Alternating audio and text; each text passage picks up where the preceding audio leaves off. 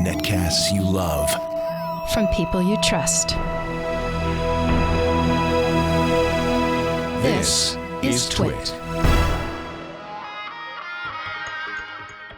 Hi, this is Leo Laporte, and this is my Tech Guy podcast. This show originally aired on the Premiere Networks on Saturday, October 27th, 2018. This is episode 1535. Enjoy. The Tech Guy podcast is brought to you by Simply Safe. Protect your home and family with an A-plus home security system. To learn more about Simply Safe today, visit simplysafe.com/twit. And by Prylock Security. Teach your employees how to keep your company secure by avoiding phishing emails, candy drops, and social engineering. Show them how and why hackers attack with Prylock training. Go to prylock.com/twit and use the promo code LEO to save 30%. And by JW Player, the most powerful and flexible video platform, enabling businesses, including Twit.tv, to customize a video experience on their website. To learn more and get 50% off your business subscription, visit jwplayer.com/twit and use the code TWIT at checkout. Well, hey, how are you today? Leo Laporte here, the Tech Guy. Yay! Time to talk computers, the internet, home theater, digital photography. We got smartphones. We got your smartwatches. We got all that jazz. 8888 Ask Leo. That's the phone number. 888-827-5536. That's toll free from anywhere in the U.S. or Canada. Outside that area, you could still reach me. You just have to use your Skype or something like that. Skype keeps changing. Keeps changing all the time. 8888 Ask Leo. We're very proud here in Northern California in Petaluma because, of course, it's Halloween. And in Halloween, we get the corn maze, of course. And I believe the corn maze is, in fact, the Bing picture of the day. If you go to Bing.com, we've made it to the big time, folks. The Halloween corn maze. Now, though, I have to say, children will have a way out.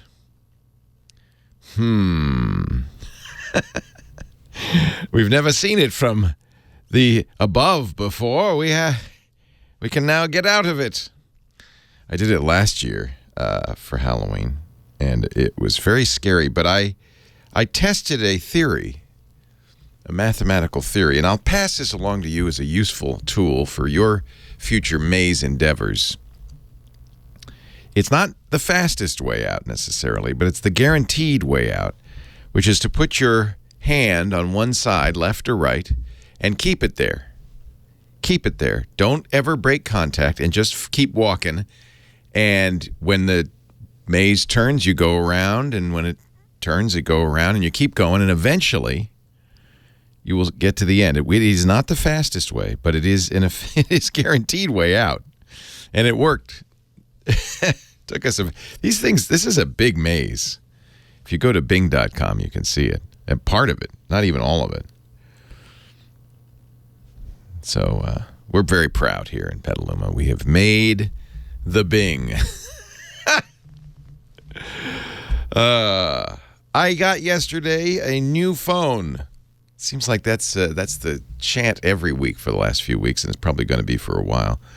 The new iPhone XR, which I have posited in the past might be the right iPhone this year for everybody, or at least most people. It's a little bit bigger than the iPhone X, a little bit smaller than the XS Max. It is a lot cheaper than the XS Max. It's $750 for 64 gigs, which is frankly, unless you know you need more, all anybody should ever get. It's an LCD screen, and yes, people have to find something to complain about. One of the things they complain about is it has a little bitty bezel. Not bad. And it's still a pretty darn big screen. It is a glass back, and it's slippery, so it's a shame because this comes in colors.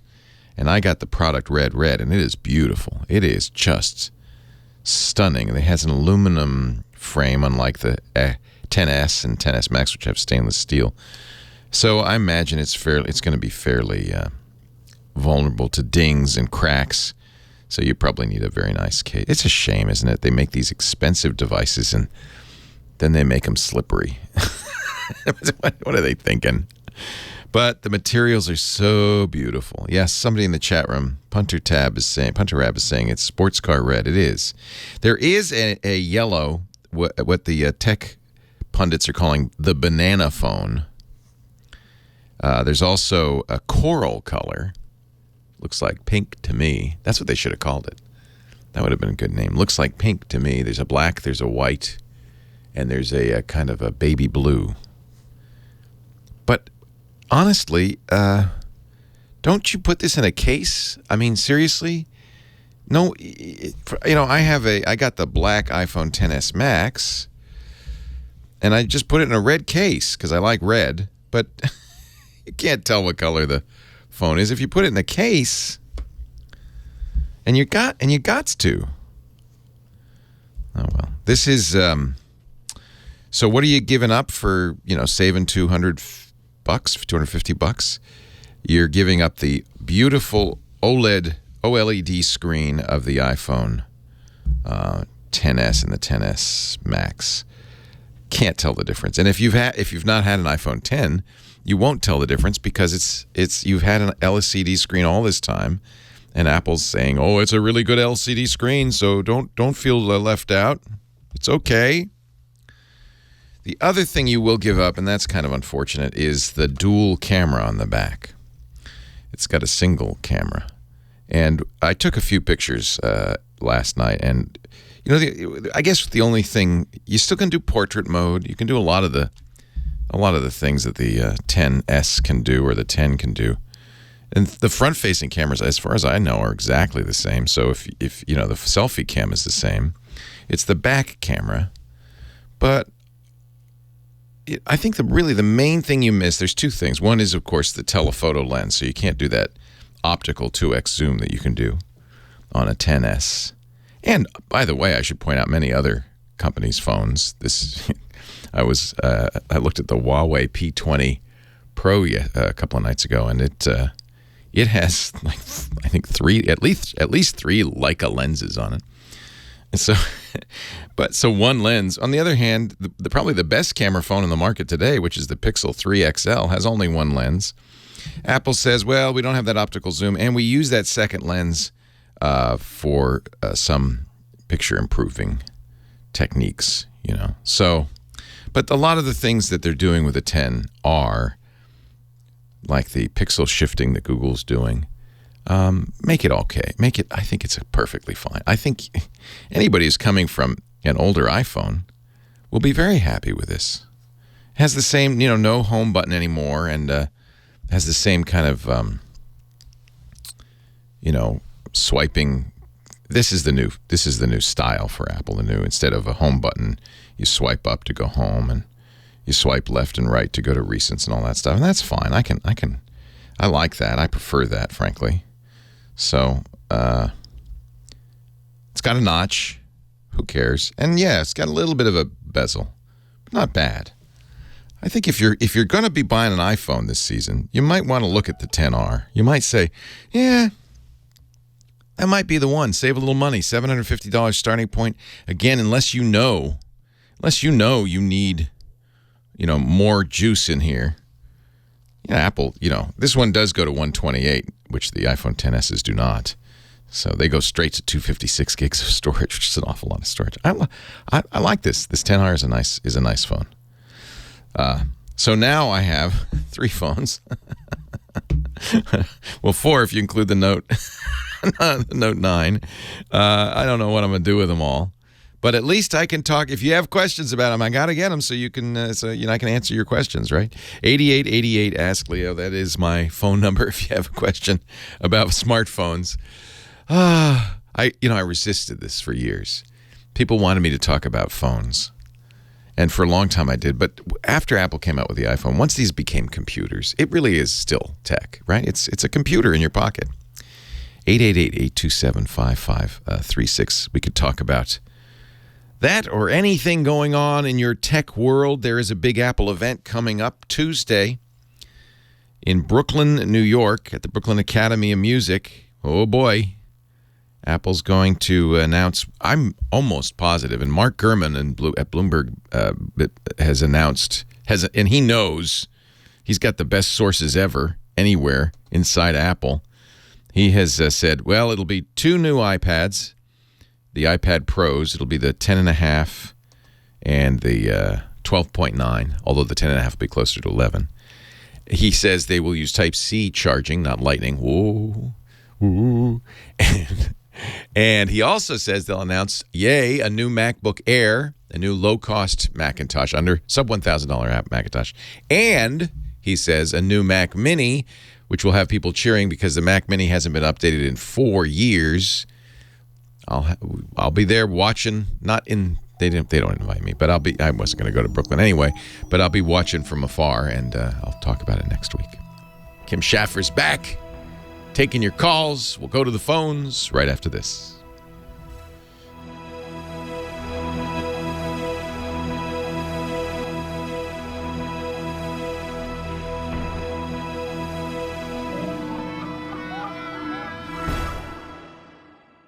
Love that. Rock and roll. Where are all the great rock bands these days? We need to bring back rock. 88.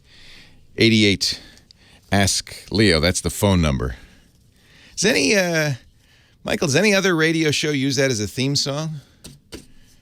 That's a pretty good theme song. That gets people going. Eye of the Tiger.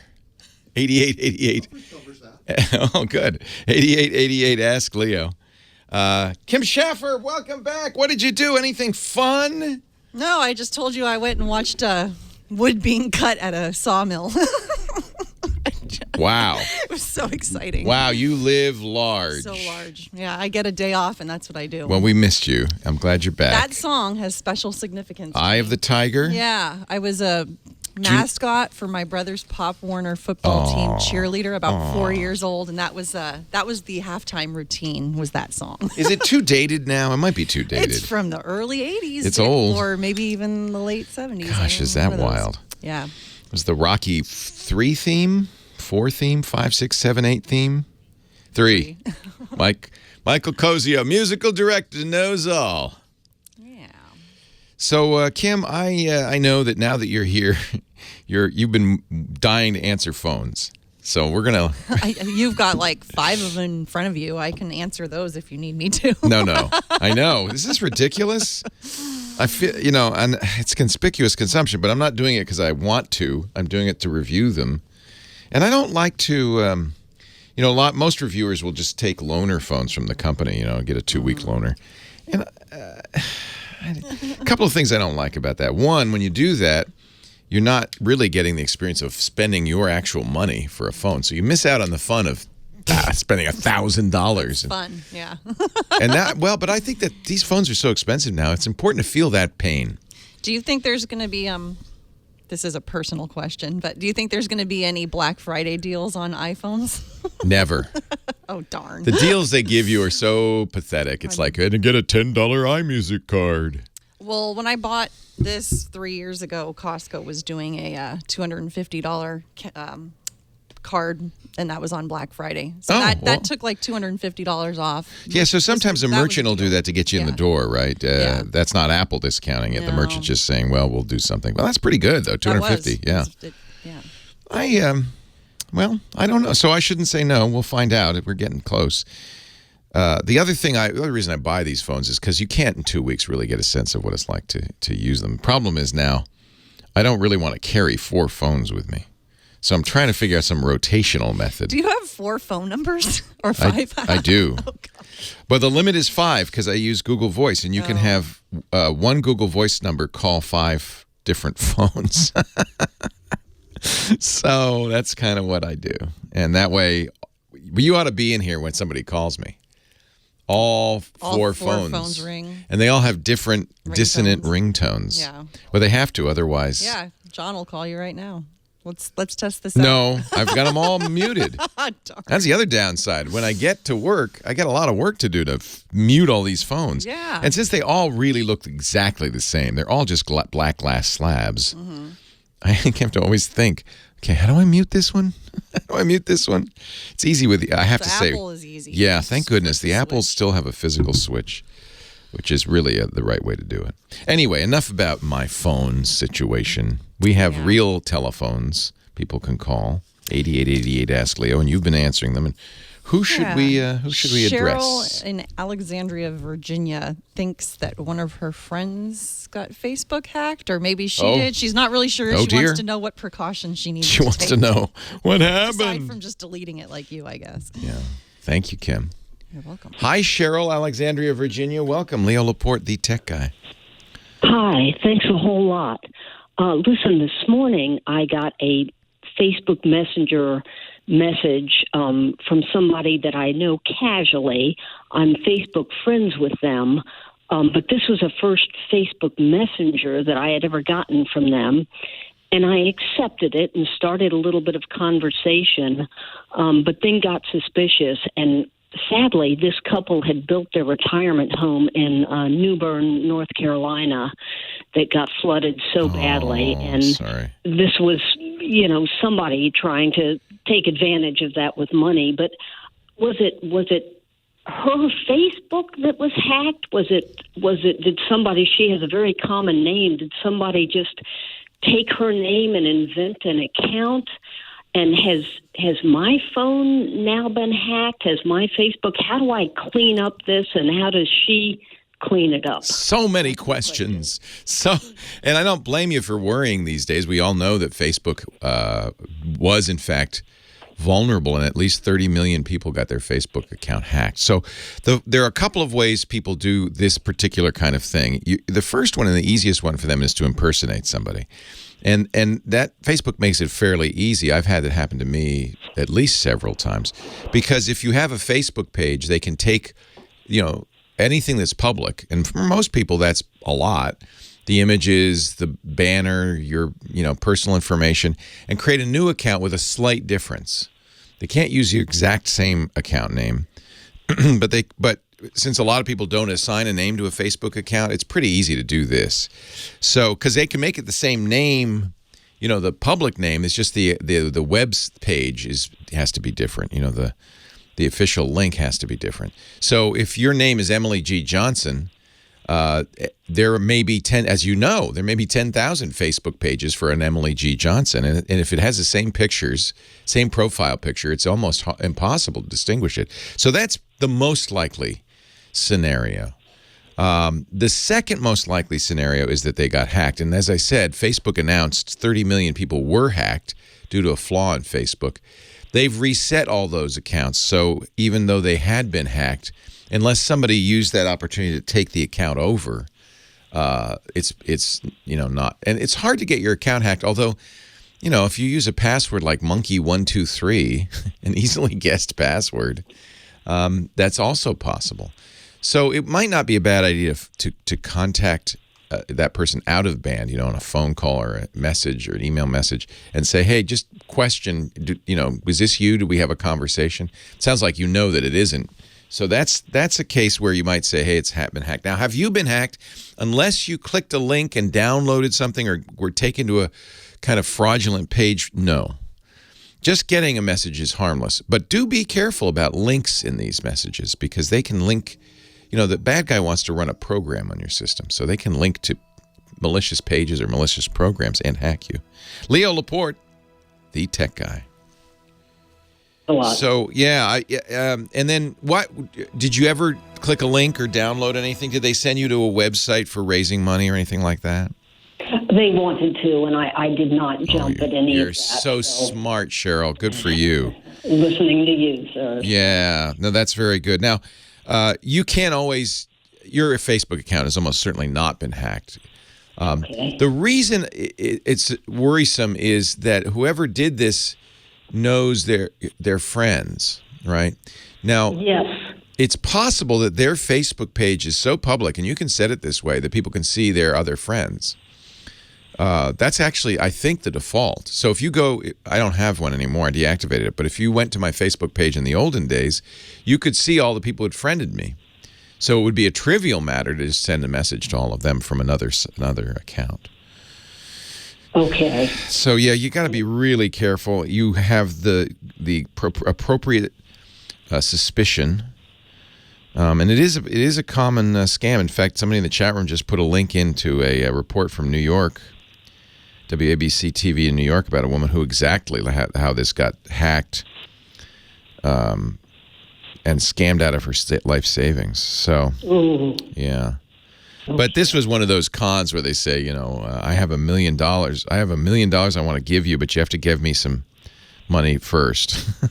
Exactly. Okay. You're not going to do that. You're no fool. No, sir. Yeah. You know, if you wanted to do some detective work, you could see what the page that message links to is, and if it really is the genuine page. If it is, you should tell them they've been hacked. Okay. Great. Okay. Hey, it's great to talk to you. Thanks for raising awareness, Cheryl. Thanks a lot, sir. Take care. Bye-bye. Bye-bye. Leo Laporte, the tech guy, and that bump music means Scott Wilkinson is in the house. Scotty is our home theater geek, the king of home theater. And, you know, we were talking a few weeks ago about that Hisense dual laser 100-inch projection TV, which looks so good. The problem is these 100-inch TVs are so darn expensive. You kind of want to get the best. Well, that's true. You know, this Hisense is $10,000. Yeah, that's a lot of money. Which is a lot of money. Yeah. You know, it's not when you compare it to a 100-inch LCD TV, right? Which would be more typically. Right. I mean, if they even existed. You could easily get into the 5 figures, more than the bottom of the 5 figures. So, right. You know, it's a judgment call as usual. Depends how much you just like watching football on the big screen. Well, there's that, yeah, on a big screen TV with a bunch of people over. Well, and that's what these are better for. It's not a movie. It's not a home theater experience. That is correct. It's a party experience. Yep. Exactly right. Yeah. Exactly. So I'm sorry, I didn't mean to derail your subject for That's today. okay. I've got a couple of listener questions that I wanted to address. Yes. One is from James, or Big Jim, as he goes by, who listened a few weeks ago. I was talking about bias lighting. Remember that? Yeah. Where you in a dark room, you really want to have a light on behind your big screen TV in order to prevent eye fatigue. And I had mentioned a company called Cinema Quest, which makes the bias lights I like. They're LED based, they're dimmable. And I mentioned that they were $30 or $40. Well, I was misremembering. They are, in fact, on the order of $60. So a little bit more expensive. And I just wanted to make that clear that that I had just misremembered. How do you do that? So it's behind the TV. Yep. Is the light shining against the wall? No, it can't, because it is. Yes. So you need a neutral wall then. Correct. And in fact, Big Jim said he may end up painting his walls Munsell gray, which is this very neutral gray. That's hardcore. But that's hardcore. My theater is painted Munsell gray. Wow. But I'm hardcore. You know? What is it? 30% gray? Well, mine is 19% gray. Well, of course, yours is 19%. 19% reflective. That is, of the light hitting it, 19% reflects off of it. So, yes. Almost 80%, over 80% is absorbed. So when it's dark in there, it's a black hole. It's really dark. But then, do you have to buy brighter lights? I don't understand. No, you don't have to buy brighter lights. That's not a problem. But again, mine is a dedicated theater. Yeah. And if you're in a living room, you're not going to paint your living room Munsell gray. I know. That's depressing. That's very depressing. And he says he currently has a light brownish paint, but he has a blackout fabric to make it dark. And this is another way to do it, is to place a blackout fabric behind the screen on the wall, so that at least one wall, or maybe even paint it the one wall Munsell gray. Now that'll look weird with light brown walls elsewhere, but that's a decorator problem. I'm not concerned with decorator problems. I'm concerned with an accurate viewing environment. I have a couple of news stories I thought you might be kind of interested in. One, I thought very good news. If you've bought movies in the Google Play Store, they are as Apple did. They are upgrading them from HD to 4K at no cost automatically. Excellent. 4K marches on.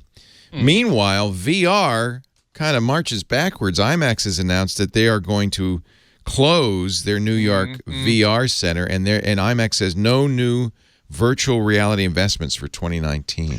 Wow. You know, the IMAX has one of those centers here in LA, and I was thinking about going to one. That's the problem. Everybody was thinking about going. Nobody went. Well, you know, most of I looked at their website actually, and I saw that most of them are, you know, shoot 'em up type things or really scary they're type action stuff. movies, yeah. They're action stuff, and I just want to go and you know, be in a world and have it be beautiful. But then, you know, I guess I don't know. They're VR. I misspoke. Not movies, but VR experiences, right? Experiences. Yeah. Yes, correct. But you bring up an interesting point, and that is, I've always thought wouldn't it be cool to put on a high resolution VR headset and watch a movie as if you were watching a 50-foot screen at a movie theater. Right. And there have been a couple people couple companies that have tried to do that, but it never took off.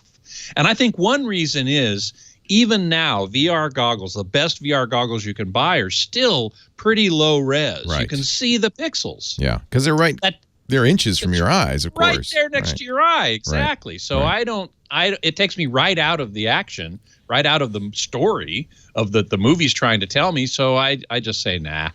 Does anybody sell a non-4K TV now? Is that one of the reasons this is happening? Is it just that's what you buy when you buy a TV? That's what you buy now. Well, you know, at the extreme low end. So you could buy a 32-inch HD TV. Yeah. Very small, yeah. And at the bottom of a company's lineup, you could still buy an HD. But I told you, I bought my mom a 55-inch TCL TV. It was, I think, last year's model, not their high-end model, but it was 55 inches 4K for $327. Uh-huh. Yeah. The prices of 4K TVs have dropped so fast. I mean, I don't know. You probably remember when HD or 1080p first came out. They were very expensive. Oh, yeah. And that price fell pretty quickly, but not this like low. this. This is amazing. It is amazing. Yeah. So and one reason you know why, of course. No. 8K is on the horizon and coming towards us really fast. Sony's selling an 8K TV now. Samsung is. Or Samsung. Okay. Yeah. Wow. Yeah. But there's nothing to play on it, right? Well, no. Although NHK, I was at a tech conference this weekend, and NHK said they're going to start regular 8K satellite broadcasts next year. Samsung's 8K QLED, 85 inches, is $15,000. Mm-hmm. But it's 8K. That's right. You can be the first in your neighborhood. 2 years from now, it'll be 5K. Exactly. $5,000. Exactly. Hey, Scott Wilkinson, thank you so much. He's our home theater geek, joins us every week at this time, and it's always a pleasure to talk to you. And if you listen to our podcast, which you can get at twit.tv, Scott continues during the commercial breaks for the next couple of minutes. So there's a little extra Scott content on the podcast. Woo-hoo. Thank you, Scott. Leo Laporte, the tech guy. Wow. So why would you just buy this for bragging rights? There's no sensible reason to buy an 8K TV. Well, that's not entirely true. Oh, really? No. There are a number of studies about human visual perception that indicate that even at a normal distance from a normal size screen, 8K does give you a greater sense of depth and realism. Huh. It's a difficult thing. Oh, that's interesting. Yeah, but there are studies that do indicate this is in fact the case. So it would be worth getting this. It would be worth getting. Yep, exactly. Now you are right that there's virtually no content. As I say, NHK in Japan is going to be starting a regular broadcast service in Japan by satellite, but nobody in the U.S. is going to be able to see that. But if you watch, you're saying if you watch 4K content on HKTV, it looks better. Yes, primarily because of the quality of the video processing, and in particular, the upscaling. Yeah, they say 8K AI upscaling. Mm-hmm, exactly, and that is pretty impressive. They have AI, artificial intelligence, aspects built into this processor that learns how to do things better as it gets more and more images and processes more and more images. Well, now I'm thinking instead of getting that high sense, I should go a little smaller and get this. Well, yeah, it's 50% more money. Oh, money shmoney. I just don't want to.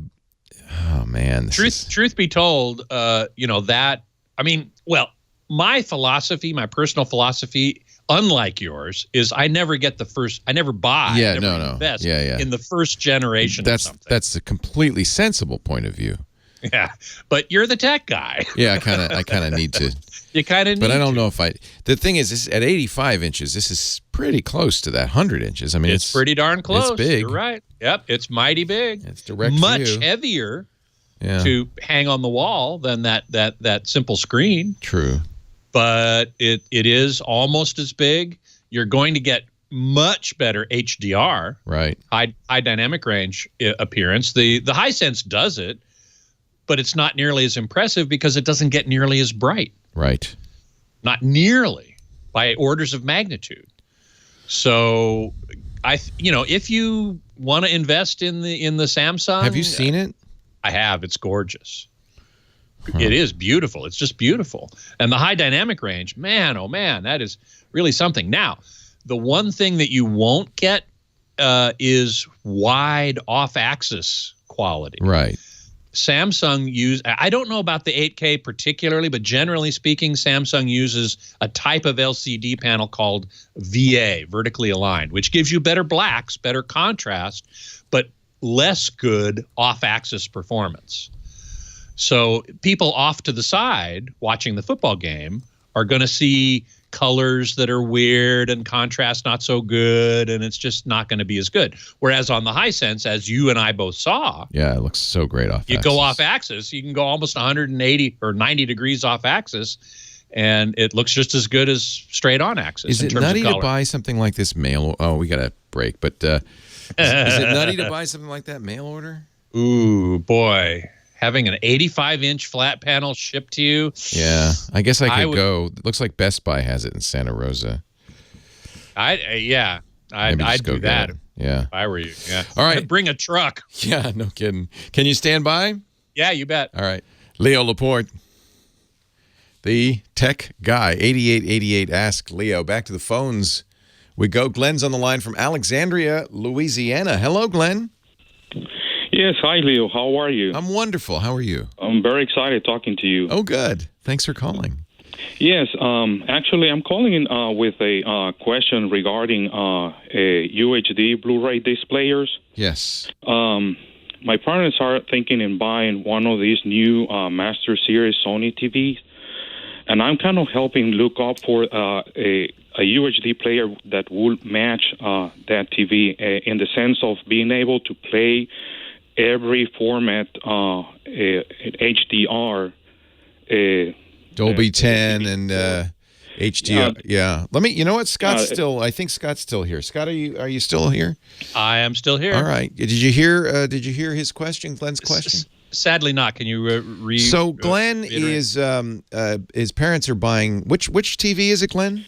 Yeah, they are. They have their eye on one of their Master Series, the Sony Master Series, the new. Oh man, that's awesome. So he wants to know which UHD player to get to go with it that will handle all the formats that the Sony can handle. Good question. So that's Good what question. Dolby Vision, HDR10, Dolby Vision, HDR10, and there's a third, isn't there? An IMAX. Well, there's no IMAX uses sort of.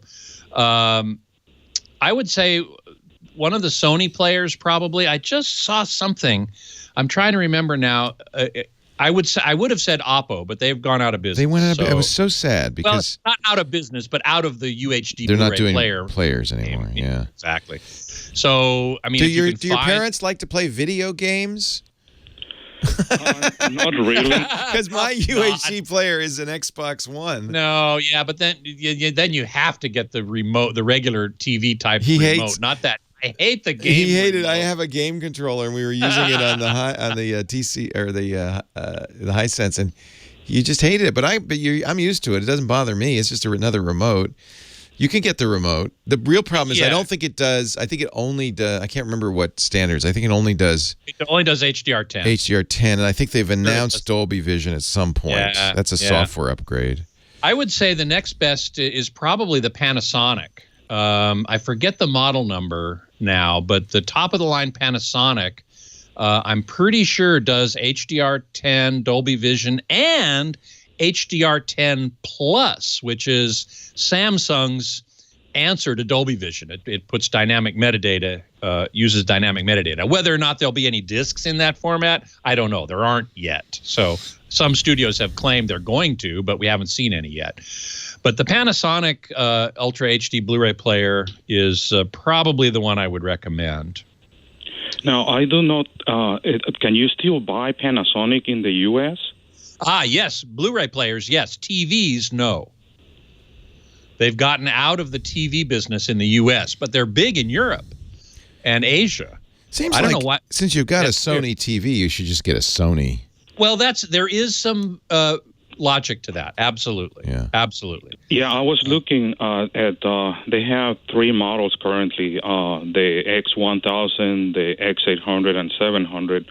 Right. And but I was hesitant because I was looking the specs on the website, and I was not 100% certain that they were going to be able to support all the HDR formats, particularly the ones that do dynamic HDR. Mm-hmm. And, well, those two are Dolby Vision and HDR10 Plus. And I'm pretty sure Sony is not on board with HDR10 Plus. I know Panasonic is. Sounds like Panasonic. Panasonic DP-UB820 is the model number. Last week you mentioned perhaps with the chat room about a Pioneer. I just saw that I just saw an email that they had come out with a new player, and I haven't looked at it yet, so I can't really tell you to recommend it or not yet because I haven't looked at it. But they did come out with a new one. I'll see if I can find it real quick here. HDR10 Plus is a Samsung thing. Does Sony's Master Class have it or? No, the Master Series TVs. Master Series does. I'm pretty sure they do not. It's a Samsung thing. So there's no point in worrying about that. Right. Exactly. All exactly. Right. Okay. Yeah, that was something else I wanted to know. If the way that Sony implements HDR is a little bit different than how LG does it. Like they have a discrete chip for Dolby Vision and the others. And Sony does it like through software. So like they have a very powerful, chipset, and then through a software firmware update, they will be able to play Dolby Vision and other formats. Do you think that's going to be something that they will implement, that they could implement in the future? Do you mean like HDR10 Plus? Right. Yeah, they could. Whether or not they will is another question. This is a real problem because Samsung makes HDR10 Plus, so Sony's not going to implement it. Sony Probably doesn't not. support Dolby Vision because Sony doesn't. Samsung doesn't support Dolby Vision. That's correct. That is correct. That is correct. You really have to. I mean, it's crazy. It is. So it sounds crazy. like the answer to your question, though, Glenn, is get that Panasonic with that nice Sony TV.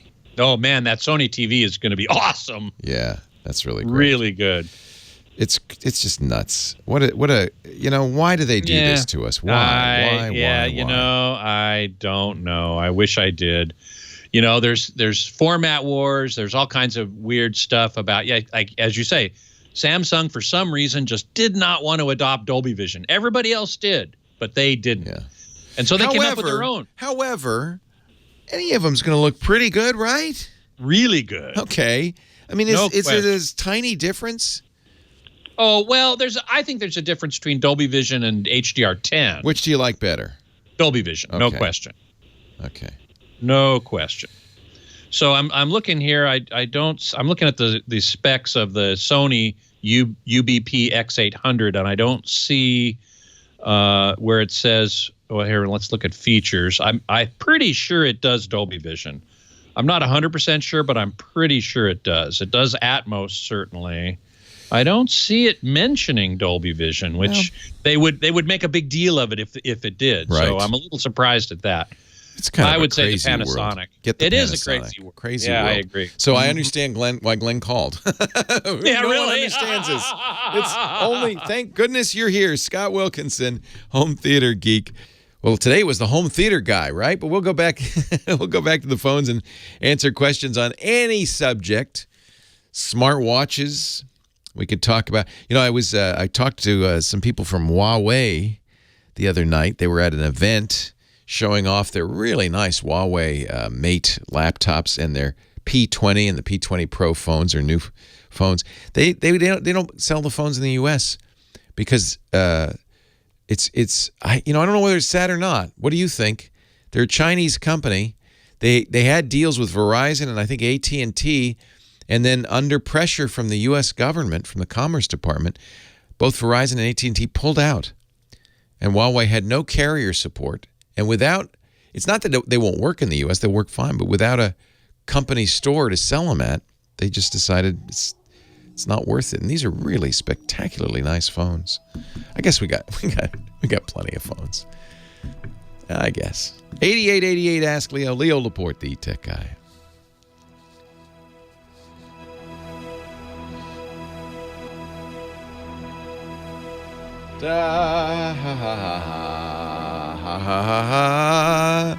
And now, ladies and gentlemen, I give you Mr. Scott Wilkinsonian. Woo! By the way, Leo. Yes. I just found out, and UJ in the chat room confirmed it, the Sony X800, this year's model, does not support Dolby Vision, but last year's X700, cheaper, does. Glenn. What? What? What the hell's going on here? I know.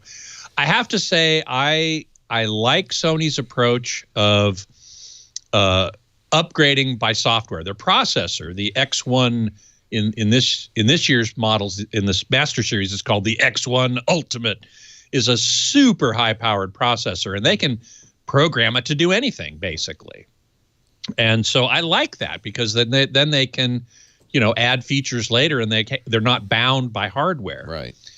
That's why I kind of like the idea of an Xbox One or a PlayStation 4, because then you've got software, a significant CPU in there, and you can upgrade them endlessly. Yeah. Now, whether or not Microsoft, for example, will implement Dolby Vision, right? I hope so, but who knows? Actually, Sony did not put UHD in its PlayStation 4, oddly enough. What? I think that's right. Yeah, I think that's right. Yeah, I think you're right. Yeah, which means forget it. All right, I'm gonna leave you to it while I get a cup of Joe. All right, go get a cup of Joe. Hey, chat room, always happy to see you. Savage is asking what TV is more color accurate, Sony or Samsung? They're both extremely color accurate if you calibrate them. Now, which one is more color accurate out of the box? I don't know about recent TVs. I'd say if you take either one out of the box and put it in its movie or cinema mode, picture mode, they'll be pretty close. And that you may actually have some sample to sample variation. So you take one of them out of the box, it may be this close, and you take another of the same model, another sample of the same model out of its box and measure it, it might be more or less accurate. But with calibration, they can both get extremely close, essentially identical. So I would not worry about that. Thank you, Tech Dino. Glad to hear that. Dolby Vision is what the elf sees in Harry Potter Web 6709. Okay. Let's see. What else can I help you folks with?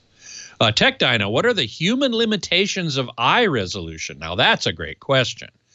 And I have been doing some reading on that lately, and one person that I read, and I have to verify this, it's only one source, and being a journalist, I always go to multiple sources if I can, say that the number of rods and cones in the eye, in the retina, which is the sensor of the eye, is equivalent to about 6K. And that's a very interesting observation. I don't know if it's true or not, but that's what this one writer claimed. And so I'm trying to do some more research into that. If that's the case, then 8K would seem to be overkill. and much less, what many people anticipate coming down the pike, 16K, 32K, 64K. I often wonder about the question of where is the point at which further improvement makes no difference whatsoever. I've read a number of articles now that say 8K actually does look better than 4K, even though theoretically you cannot see the difference in detail. That there might be some subconscious, certainly some brain processing that makes a difference, in which 4K and 8K make a difference. But it does seem to be that when you look at an 8K display, it does appear more real, more like looking out a window than 4K does. And the question of why that is another question, which requires more research. But the question of the ultimate resolution of the human visual system is a very good one, and I need to look more at that myself. Titus, after a few beers watching football, looks distorted. Well, yeah, that's true. Let's see. Yes, room aesthetic is the key, Emily the Strange. Yeah, that's true. Having a black wall and then light brown walls, as I was talking about earlier, that's a bit strange. I agree. I myself am more interested in function over form, and form following function. So that's why my TV room is painted Munsell gray, because I want the best possible viewing experience. Now, when my wife and I moved into this house we're in 20 years ago, we made an agreement that the living room, the front room, was going to be a TV-free zone because we had enough room in the house. So I have my home theater. She has her front room with no TV in it. That's also where she meets clients for speech therapy. So it was a good idea not to put a TV in there. And it's a light yellow room. I would never use that as a critical viewing environment, but it's a nice, bright, sunny room. So it's good for her clients and good for other hangouts, for friends hanging out. I am Special UK. Seen the new LG OLED with voice operation, i.e. order me a pizza. Yeah, well, I suppose you could do that. I'm not personally a big fan of voice activation, but that's just me. I did actually, I got a gig, wrote a review of the Amazon Echo Sub, which is a subwoofer you add to Amazon Echo speakers. And that should be appearing on a website called techhive.com, TECHHIVE, techhive.com. So look for that. Maybe I'll get some more assignments there as well. I imagine I will. The editor is an old colleague of mine from Electronic Musician days.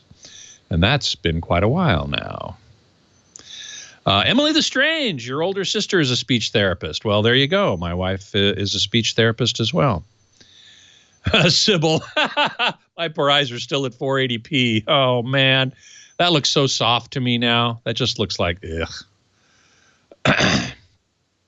Sorry. T1000, how often do I upgrade my home theater TV? Not very often. It used to be very often when I was reviewing a lot of TVs. It would just one after the other. But now I have a 65-inch Sony OLED TV, 4K HDR, and it does fine for me. I'm perfectly happy with it. I'm not going to get an 8K anytime soon. I can't fit an 85-incher in that room anyway. Eric Duckman, excellent point. Like high bitrate audio you can't hear. Yes, that's the same question. At what point does it become inaudible or invisible? You can't even see it. Beatmaster, yes, it's like the resolution of the scanner versus the resolution of the image, negative, etc., being scanned. Now, in an analog film situation, you can talk about resolution in terms of the individual film grain. All right. Thank you, Mr. Scotty. My pleasure. Talk to you next week. You bet. All righty. Bye-bye. Bye-bye. Well, hey. How are you today? Leo Laporte here, the tech guy.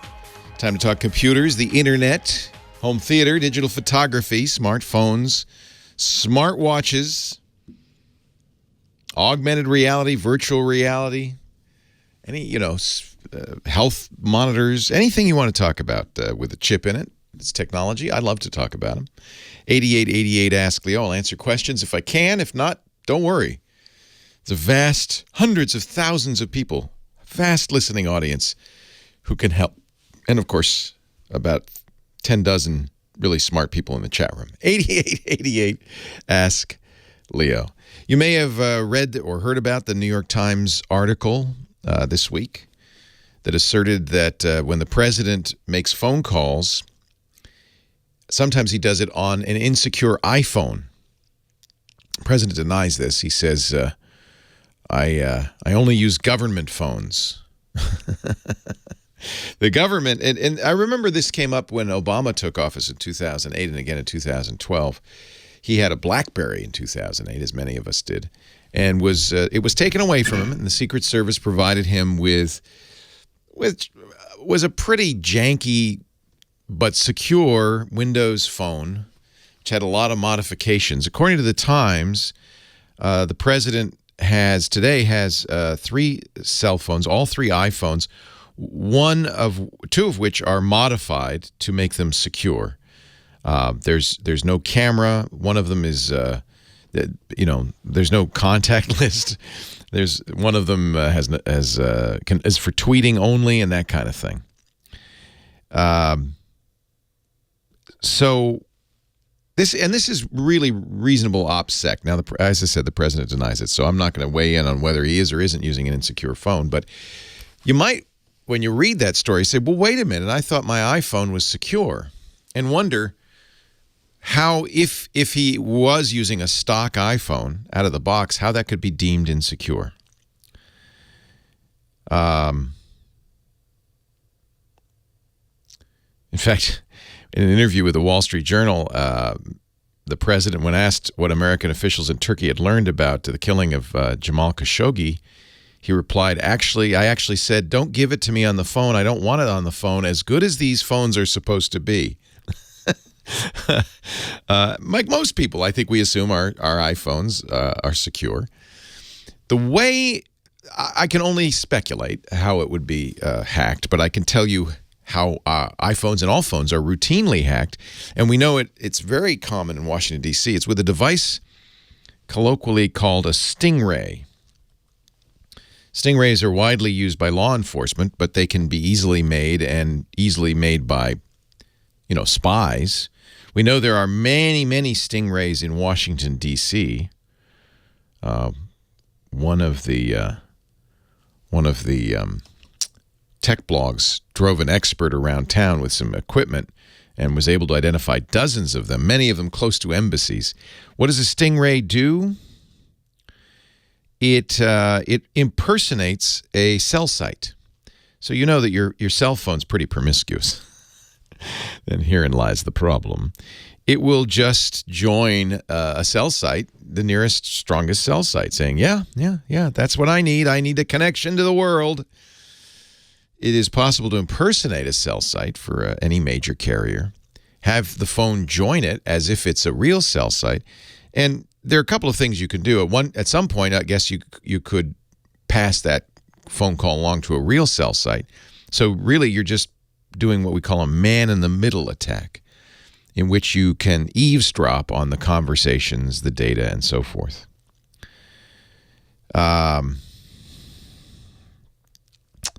If the president or somebody in the White House or somebody in Congress was using a stock iPhone, it would be a trivial process to put a stingray near that area and pick up the cell phone conversations.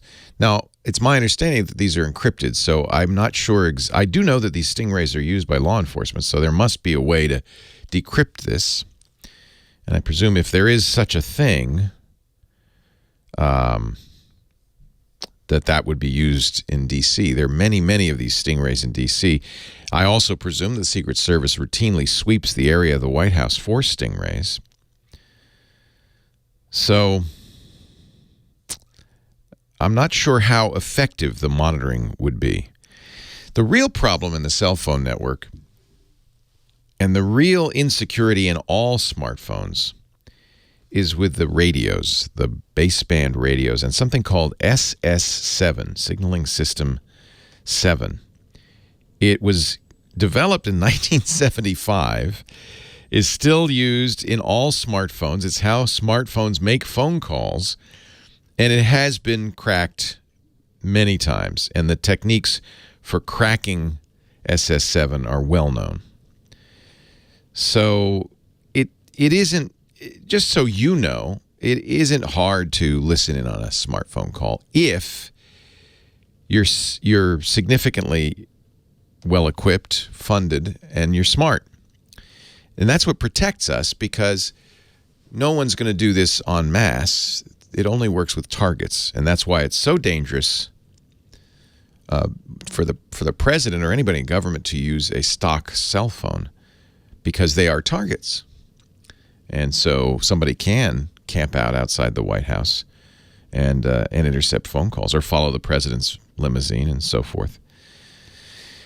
There have been proposals to make SS7 secure. It hasn't happened yet.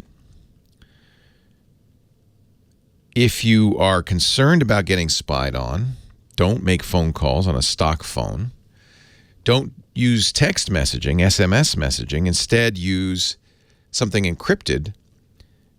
Now, you could use Facebook's WhatsApp, which is, as we understand it, well encrypted, but I would suggest using something that's not owned by Facebook or any other company, but instead something called Signal, which is known to be secure as an open source messaging protocol. And you could use that to make phone calls, data phone calls, and text messages securely, and as far as I know, without being snooped upon. I don't think the president's using Signal, but it's possible he could. He could even be using it on a stock iPhone and making secure calls. So this is a significant issue, and operational security would require that people in the government and people who are targets, which would include, by the way, CEOs of tech corporations, because a lot of the spying that goes on in the United States, even from countries like China and Russia, really aren't necessarily political in nature. A lot of them are industrial. They're snooping for secrets, for patents, for competitive information, because they want to do economically well, particularly from China. So if you read the story and you were concerned, well, gosh, I thought my iPhone was secure. No phone is truly secure. But there are ways to make it secure without having the Secret Service modify it.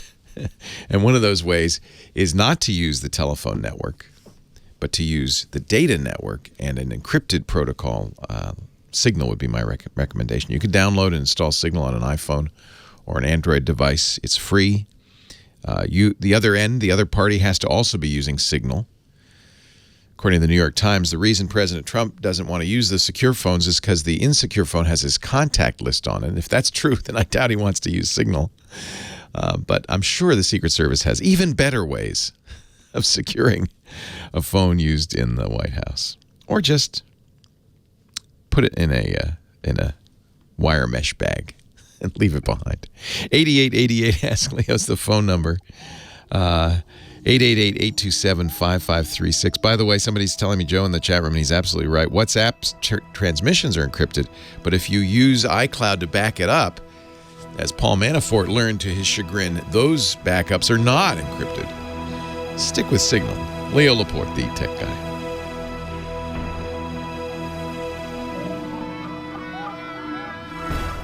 Our show today brought to you by Simply Safe. I got my Simply Safe. Oh, alarms here. I love the story of Simply Safe. It was created by a couple of graduate students who were talking with their friends. They were all renters, and they were just appalled at the price of home security. And I think it was in Cambridge, so there were break-ins and stuff. And they said, we could do better. What if you made a security system that you could install yourself, had all the sensors, all the bells and whistles of the big boys, and then you only charged $14.99 a month without contract for 24 monitoring? 24/7 monitor. Wouldn't that be a product everybody would like? And Simply Safe was born. Now we're up to the latest generation of Simply Safe. And this is so awesome. This is the base station. First of all, you won't mind having this in your living room. I mean, you don't need to, but it's attractive. Looks kind of like a little bit like an Amazon Echo or something like that, right? But here's the beauty part of this. A thief can see this. Most of them won't know what that is, but if they saw it and said, "Oh, he's got Simply Safe," and they batter it with a baseball bat, if a storm takes out your power, even if the bad guy cuts your phone line saying, "This will take care of their security system," you don't have to worry. Simply Safe continues to work through all of that. You will get the help you need with their great 24/7 monitoring. I know maybe it's overkill, but you know, you don't have to be ready for every worst case scenario. But when you have a home security system, that's kind of what you want, right? You'll never need it, but it's good to know it's there, and it's really good for your family. And it doesn't cost an arm and a leg. There are no contracts. There are no hidden fees, just $14.99 a month for the same exact 24/7 professional security monitoring the other guys are charging 3 times more for. And by the way, signing you up for, I saw a 2-year contract the other day. Crazy. Crazy. Simply Safe's the only way to go. I set everybody up with it, and I should set you up with it. Go to simplysafe.com/twit right now. Simplysafe.com/twit right now to protect your home and family. It's home security done right. Simplysafe.com/twit. I love Simply Safe. They're really doing a great job for real people in the real world.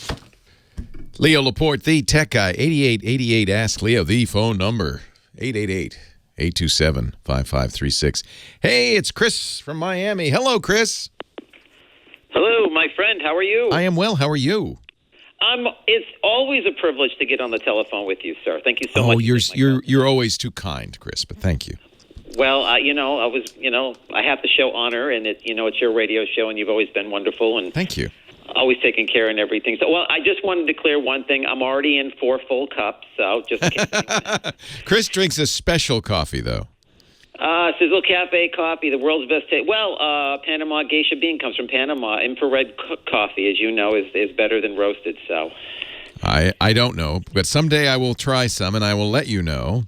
Thank you. I appreciate it. So I don't want to keep you because I know I have just a few minutes. I always have 30 seconds in my head just to keep mindful of the show. I'm having a lot of issues. I have the new iPhone XS. I'm in love. I can't put it down. Good.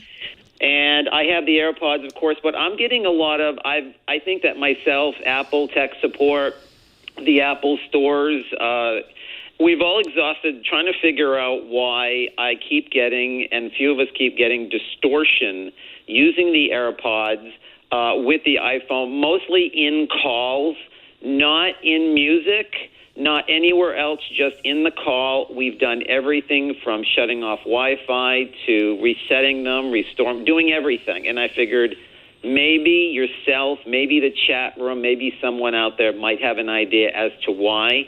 But a lot of us are facing the same issue. It's okay. So there's two different Bluetooth profiles. The way when you pair Bluetooth, you choose a profile. The one you use with music, there are actually several. The most common is called A2DP. There's also aptX.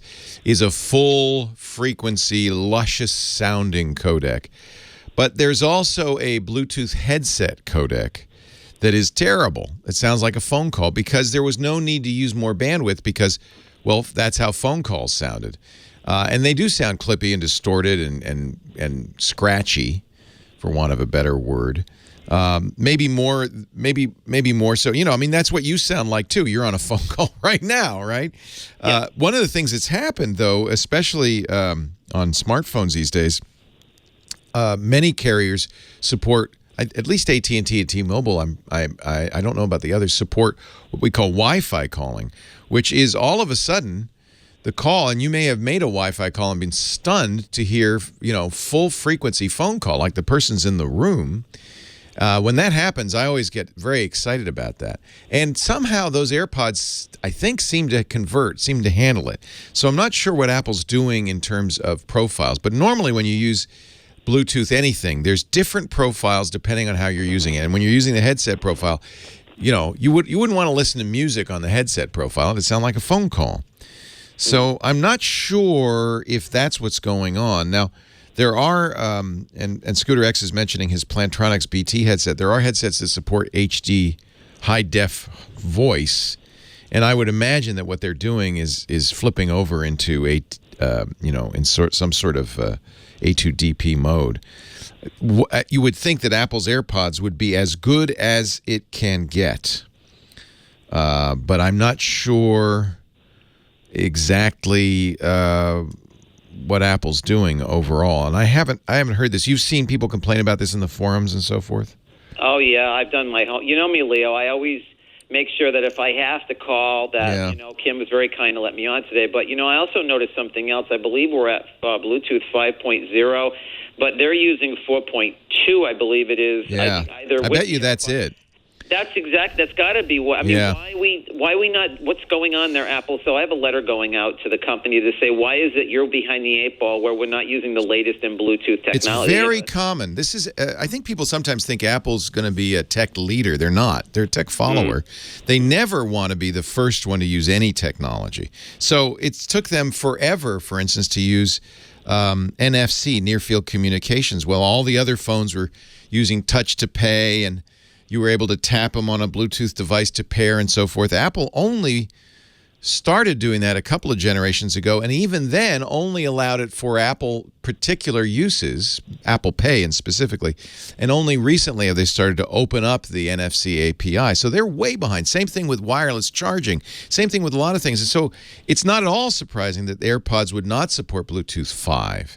Apple's a funny beast because, of course, they tout the fact that we developed the W1 chip just to make sure Bluetooth sounded better and worked better. Actually, they didn't say sounded better. I think they only said worked better on the AirPods. Everybody thinks there's an AirPod second generation just around the corner. Maybe they'll announce it on Tuesday, although I'm not seeing the rumors of that. I would really expect a second generation. And until then, I don't think the AirPods are the best Bluetooth headset you can get. Bluetooth, to me, is really troublesome. It's one of the reasons I'm still angry that Apple and Google and others are dropping the headphone jack. Really bugs me. Of the four phones in front of me, only one has a headphone jack. That's the Samsung Note 9. It really drives me nuts because, honestly, wired is still better. It's going to always sound better, and it's not going to drop out, and it's not going to have problems. Yeah, I've noticed that too. Yeah, so Bluetooth 4.2. Go up on the rails on things. I'm with you. I'm with you. Yeah. Apple will adopt Bluetooth 5 later. When we don't need it. When we don't need it, because when 6 comes out, Bluetooth 5 is fairly new. The phones support it, by the way. They have Bluetooth 5 in the iPhone, everything from the iPhone up. So they started that last year. But I guess they didn't, maybe the AirPods came out a little earlier, or they were in development a little earlier, and they didn't feel like, well, we're going to wait and make sure it's all good. That's just Apple. And I don't think people buy. You shouldn't buy Apple to be on the cutting edge. The theory that Apple lives by, and that most Apple observers say Apple, actually embodies, is we're going to take existing technology and make it work better. That's where the W1 chip in the AirPod. We're going to take Bluetooth. We're not going to take Bluetooth 5. We're going to take Bluetooth and make it work better. iPhone is not by any means cutting edge technology. It doesn't support 5G, for instance. Although no phone yet supports 5G. The only one I know of is the Motorola, Z Play? No, the Motorola Z3, which doesn't really support 5G, but it has a place you could snap on a Moto mod that will give it 5G if that ever comes around. Apple won't do 5G first. They won't do any technology first, but their theory is, but we're going to do it better, so you might as well wait. I wish Apple made an iPhone that was $300 or $400 as well as all these expensive ones, because then I could, with great happiness, recommend just don't even consider any other phone, just buy an iPhone. But honestly, they're so expensive. In fact, all of the Apple stuff is so expensive. There are better Bluetooth headphones out there. In fact, I'd love to hear from you which ones you like. Scooter X likes his Plantronics. I think there are better ones that will sound better. And some of them are wireless. I mean, completely, like the AirPods where they're just sitting in your ear. Actually, I guess all of them are, right? That's the whole point of Bluetooth. 8888 Ask Leo. Leo Laporte, the tech guy. The Voyager 5220 he likes.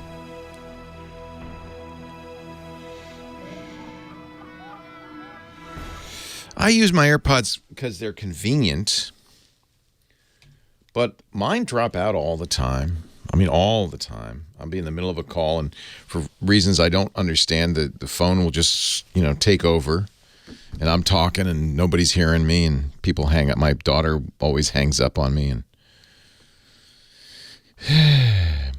Well, as a matter of fact, Red Road Rash, I will be getting my Super 73 in the next month.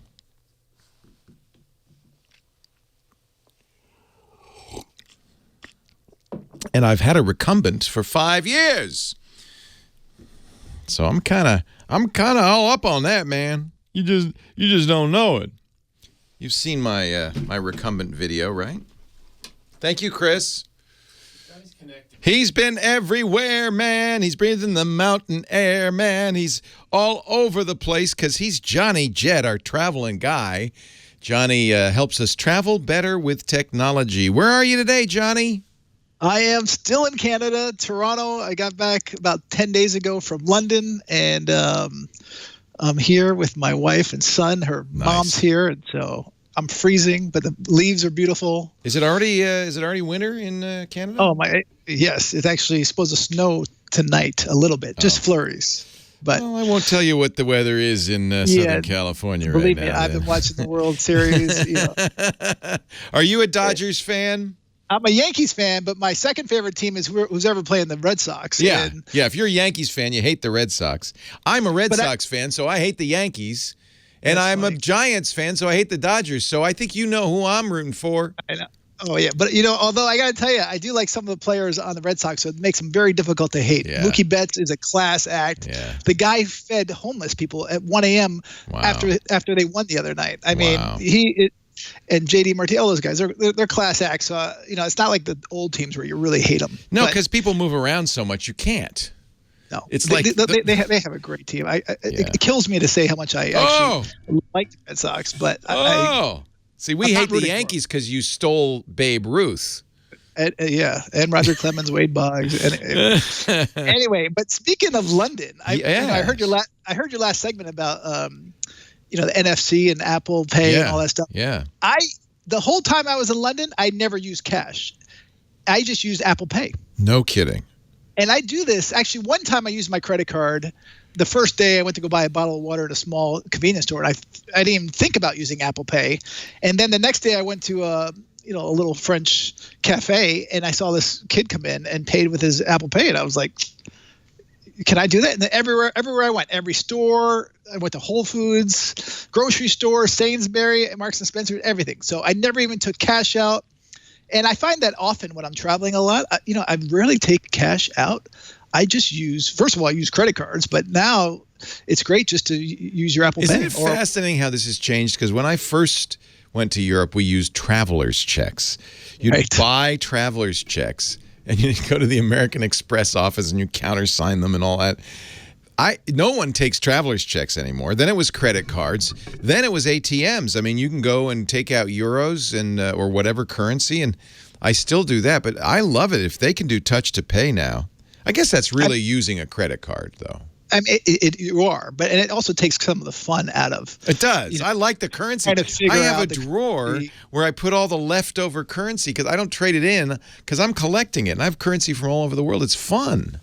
Right. But some places sometimes you do need it. I wasn't staying in a hotel, so I didn't need it to tip the bellman or the maids. Yeah, you can't, although it's just a matter of time before the bellman holds out his iPad and you touch your watch to it. Oh, yeah. Listen, I see homeless people in L.A. with signs saying, "Here's my Venmo number." Wow. Actually, I would do that. I'm like, that's brilliant. I actually would do that. Yeah, just put the Venmo ID on, in your name tag. Hi, I'm Robert Pritzker, and my Venmo ID is RP. Yeah. And then you could just tip them, say, I'll Venmo you. And that way you can just ignore it. And if you do use your credit card, make sure you get one that doesn't charge foreign transaction fees. So that's a big issue. Sometimes they charge a huge amount. Which ones don't? I mean, almost all of them now are really starting to go that way. It's obviously, the Chase Sapphire preferred Amex. I have the Platinum card because that gets me to the Centurion lounges and the Delta Lounge. I use a Citi card. I use a Barclays Arrivals card. Okay. None of them do. I mean, just anytime you look at a credit card or get a credit card, I always recommend actually having at least two when you travel. Do they all use the same exchange rates? Are those kind of standard, or do they kind of make a little money on the side by making the exchange rate less favorable?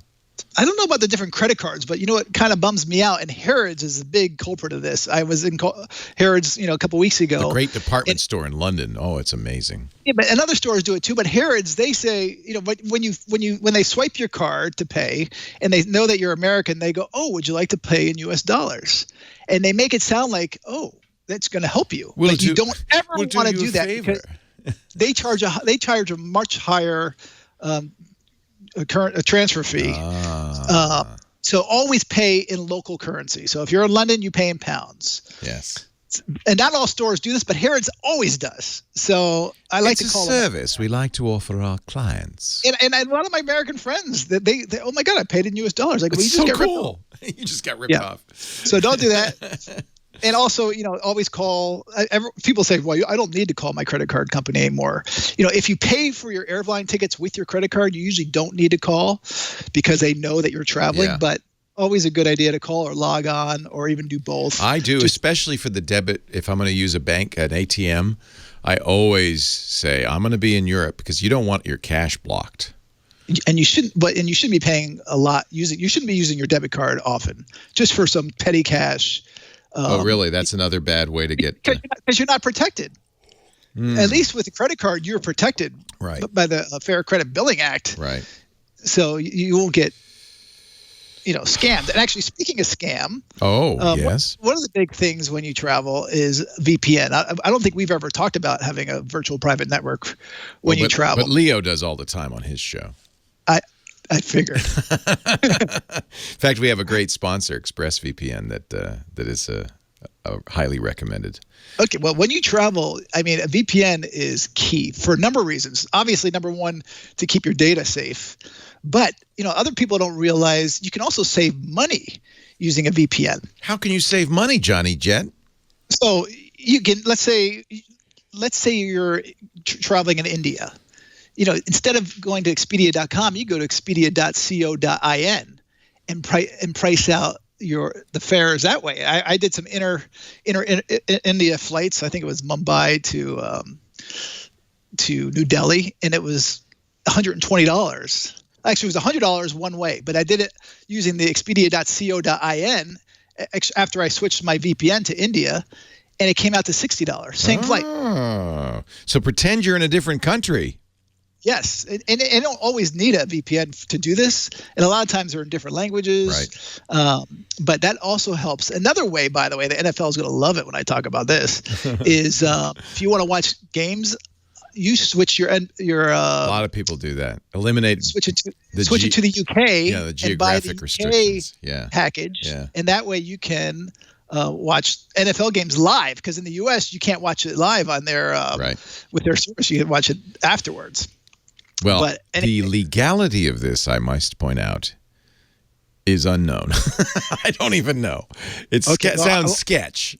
That sounds sketch. So I'm not recommending. I'm just saying, did you know you people can do that, though? I've heard people do that.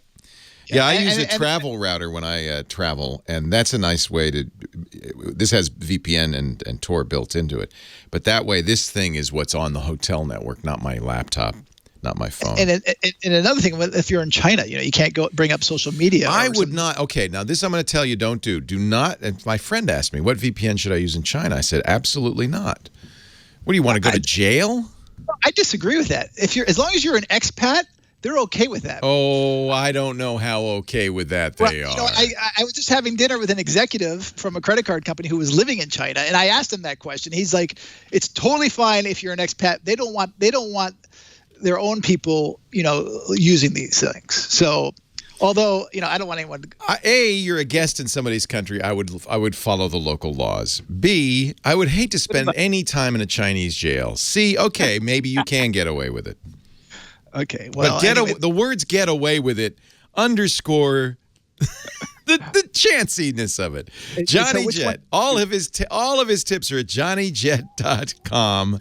We love you, Johnny. Just please cool it with the VPN in China. Stay out of the jail.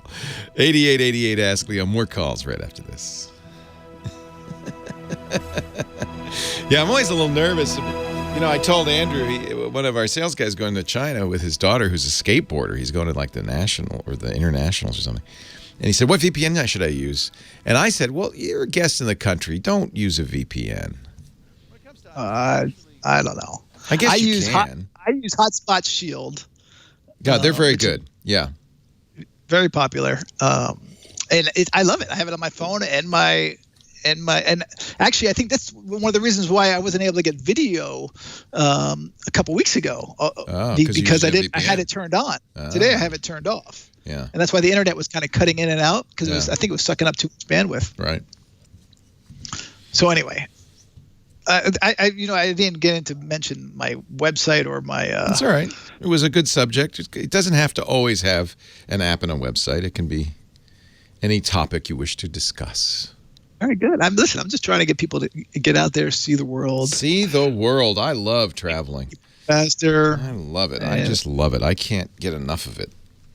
When I retire, the only reason I haven't retired yet is I need to put enough money aside so that I can travel when I retire. I gotcha. Which means I'm never retiring, by the way, because it's a moving target. It gets... what's interesting, cruises are really on the upswing, especially the luxury cruise segment. People are building boats like nuts.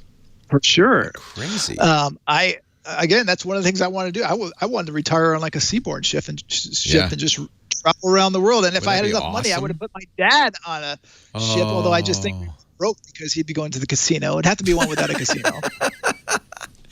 So next time you're talking to your big shot friends, we're going Silver Sea next time. If you ever meet the Silver Sea CEO, I know all those people. Put a good word in for me. They used to be run out of Monaco, but they just got a big investment from RCI, unfortunately.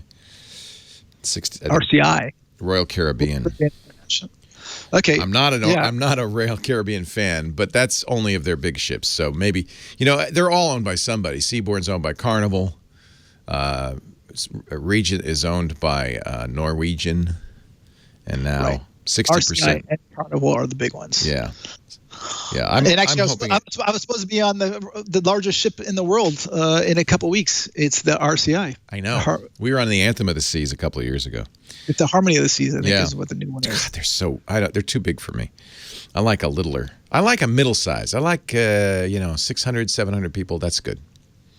There's something for everyone. So that's what's nice. I really like cruising. I really do. I do too. I do too. Lisa and I have decided, and the next one has like 10 sea days.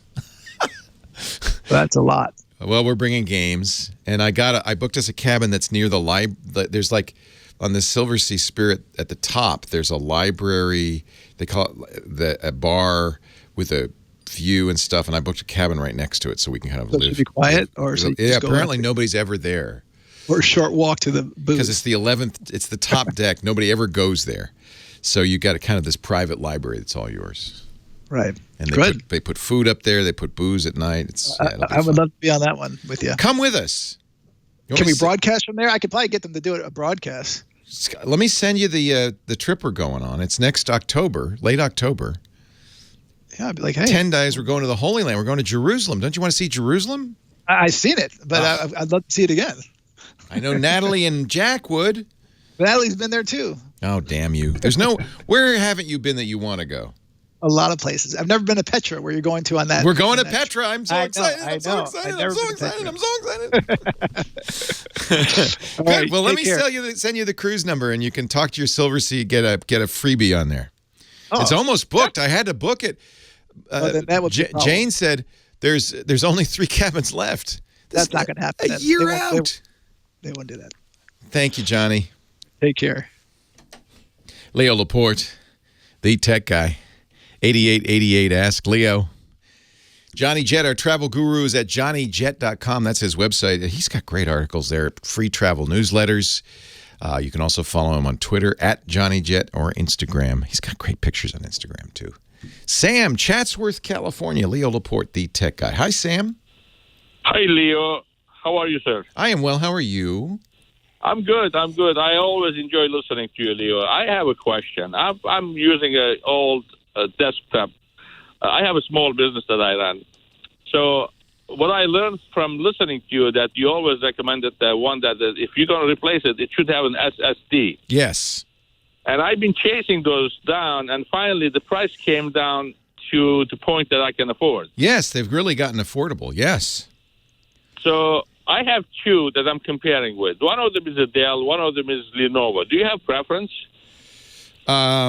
So I like both. I don't like the low-end Lenovo's, so I'd be a little careful about the low-end Lenovo's, but I love the ThinkPads. Actually, it's true in general. Most computer companies will sell 2 lines. They'll sell a consumer line, which is really cheap and often has inexpensive parts and less reliability. And then they'll sell a business line, which is a little more expensive but a lot more robust. And so I would always, given price sensitivity, I would always opt for the business models if you can. The problem with that is they're twice as much. They're not just a little bit. Well, you could shop around. Dell has some good choices. And honestly, if you don't mind clunky, you can get a good, like the Inspirons, which are a little clunkier for less, right? You pay more for the thin, sleek, pretty ones. Okay, let me tell you about this one here. It is Inspiron. It's thankfully it is what you're recommending. It's Dell Inspiron 5000. Okay. It's a 17.3. It's got a screen on it. Yeah, that is a giant screen. Holy cow. That's okay. It's going to be, I'm using a desktop, so this is going to take a place of that. Okay. It's got the Intel Core i7 8th generation. Okay. Which I like. Yep. 16 gig memory. Good. 2 terabyte hard drive. Excellent. 256 GB SSD. Okay, now that's confusing. So 2 terabyte hard drive and an SSD. Plus, yes. Plus. Wow. That's how it's big enough that they can have dual drives. That's great. And 4 GB Radeon. I'm not sure what that is. Yeah, that's a graphics processor. How much is that? That's an excellent system. How much is that? It's $1,100. It's got $200 rebate on it. It's a fantastic system. The only thing I would say is consider a smaller screen because remember, you can always attach a desktop screen and have even more real estate. Get a 27-inch desktop screen on that thing, and then that gives you a little more portability. So when you get to the desk, you can plug it in. But if you really want to 17 inches is a lot for a laptop. It's not a lot for a desktop. Do you see what I'm saying? I'm not gonna use it for transporting. You're never gonna pick it up. Okay, that is a great deal. Highly recommend it. Very seldom. Yeah. But my thing is this other Lenovo that I'm comparing with, instead of having 2 where was that? I love the dual drive. I think that's a great thing. Okay. And what Lenovo will often do instead of that is put extra battery life because Lenovo often focuses on, sometimes they'll even have dual batteries instead of dual hard drives. So since you're not ever unplugging this thing, you don't care what the battery life is. That's correct. Yeah, and I'll tell you right now, the battery life on this thing is not going to be good at all. But you don't care. That doesn't bother me. Yeah. That doesn't bother me. Yeah. Now, I'm noticing the Lenovo, probably it's not a dual because it says 16 gigabytes of memory, 512 SSD, and doesn't mention anything else. No, that's all there. That's all that's in there, yeah. Yeah. Which Lenovo is that? So the Dell, I guess it's dual. It's better. Which Lenovo is that? Flex Okay. Yeah, I'd say we'll go with the Dell. That, boy, in every respect, that's great. Now, the one other thing you might want to add, and always keep this in mind, especially since this is a business laptop, is support. And free support is worthless, as everybody knows these days, and that's how they got the prices down on these. That laptop would have cost more than twice as much 10 years ago because they bundled in great support. So keep in mind that you can buy from Lenovo or Dell better support, and think about that as well. That's another, it's a few $100s extra. It might be worth it if you don't want to support yourself. Now, I rarely call support because I'm the tech guy. You're different. Yeah, so I don't, but you're using this in business, and if you think you're going to need support or at any point want support, I would consider getting a higher-end support package as well. Well, this is coming from Costco, and Costco says they have 2 years of support. What do you think about that? Yeah, Costco support's actually pretty good. The nice thing about buying at a Costco is they have a very good return policy.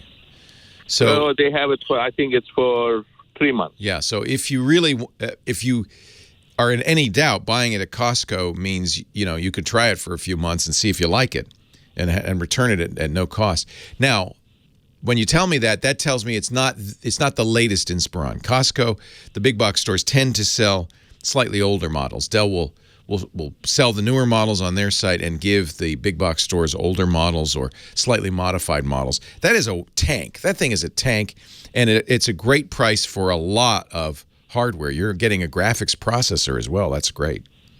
But being it i7 and 8th generation, doesn't that tell us it's pretty much the latest? It is, actually. That's the latest processor. It's a little confusing because Intel has released 4 8th generation processors. Yeah. It's been 8th and 8th again, and then 8th again, and 8th again. So it's probably it's probably a year old, but that's, you know, for me, that's old. That's not old for most people. That's fine. Yeah, that doesn't bother me. Yeah. Now, with all honesty, you think I should skip all this and go directly to Apple? That's a more personal decision because if you're used to Windows, going to Macintosh means learning a few things. Your muscle memory is going to change. I am a Mac fan, but it also means some of the software that you might be using, if it's Windows only, is not, you're going to not be happy with that. And absolutely, a laptop of that quality from Apple, of that capability, would cost twice as much. Twice as much. Well, if I go, they don't even make dual drive laptops at all. Yeah, it's going to be something smaller, but being at Apple, I guess I have to say to myself, this is good enough. No, if you like Windows, Windows 10 is pretty darn secure these days. I wouldn't worry about it. Yeah. Okay. All right. So this year this is sold then. Yes. Go for it, and then call me in 3 months and tell me if there's anything you don't like about it. I'd love to know. You know, I looked at the reviews. People that have it, they're pretty much happy with it. Yeah, I think I think Dell makes excellent hardware. Except a couple of people, they opened up and from the get-go didn't work. Well, and of course that's true of all hardware. The way solid-state hardware works, it either works, forever or it fails instantly. So if you can get it to, and that's the beauty of a 3-month return policy. Bang on it hard the first 3 months. I mean, really use it. Well, the way I use it is this. During the day, I have like 5, 6, 7 different items open on my screen. And I'm looking for speed. I deal with customers. I got to show them stuff. Right. And when I click on an item, it has to open for me right away. This is 8. You said 8 gigs of RAM? Okay. I think it's 8 gigs of RAM. 16. 16, even better. You have a speedy laptop, my friend, and a good warranty from Costco. I'd say get it. And enjoy it. And let me know what you think. Well, hour 3 of the Tech Guy Show just around the corner. We're going to take a break for news at the top of the hour. A word, as they say, from your local stations. This fine station. And we'll come right back. 8888 Ask Leo. The website, techguylabs.com.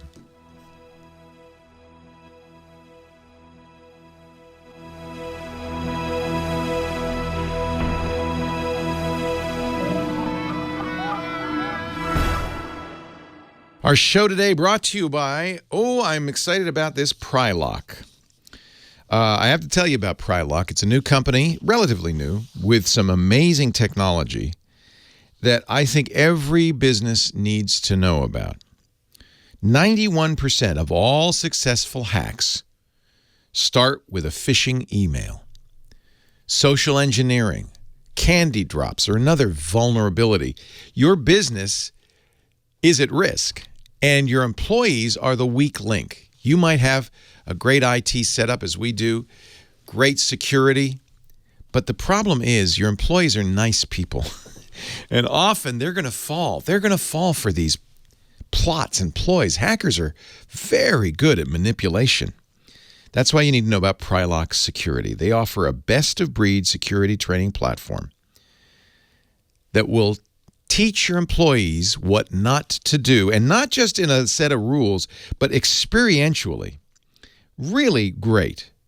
In most cases, 70% less than comparable programs. They have I was talking to their founder, and they have a very sophisticated network setup on AWS that'll save you a lot. But let me tell you what they do, because you don't care about how they do it. You care about what they do, and I got to tell you, with Prylock, you can set it up at one click, get a full year's training. Now, this is important. They just don't just come in, give you the training, and go.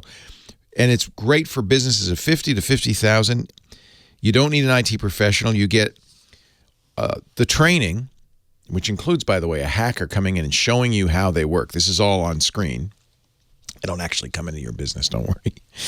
You get a custom user page for every employee with resources they can use.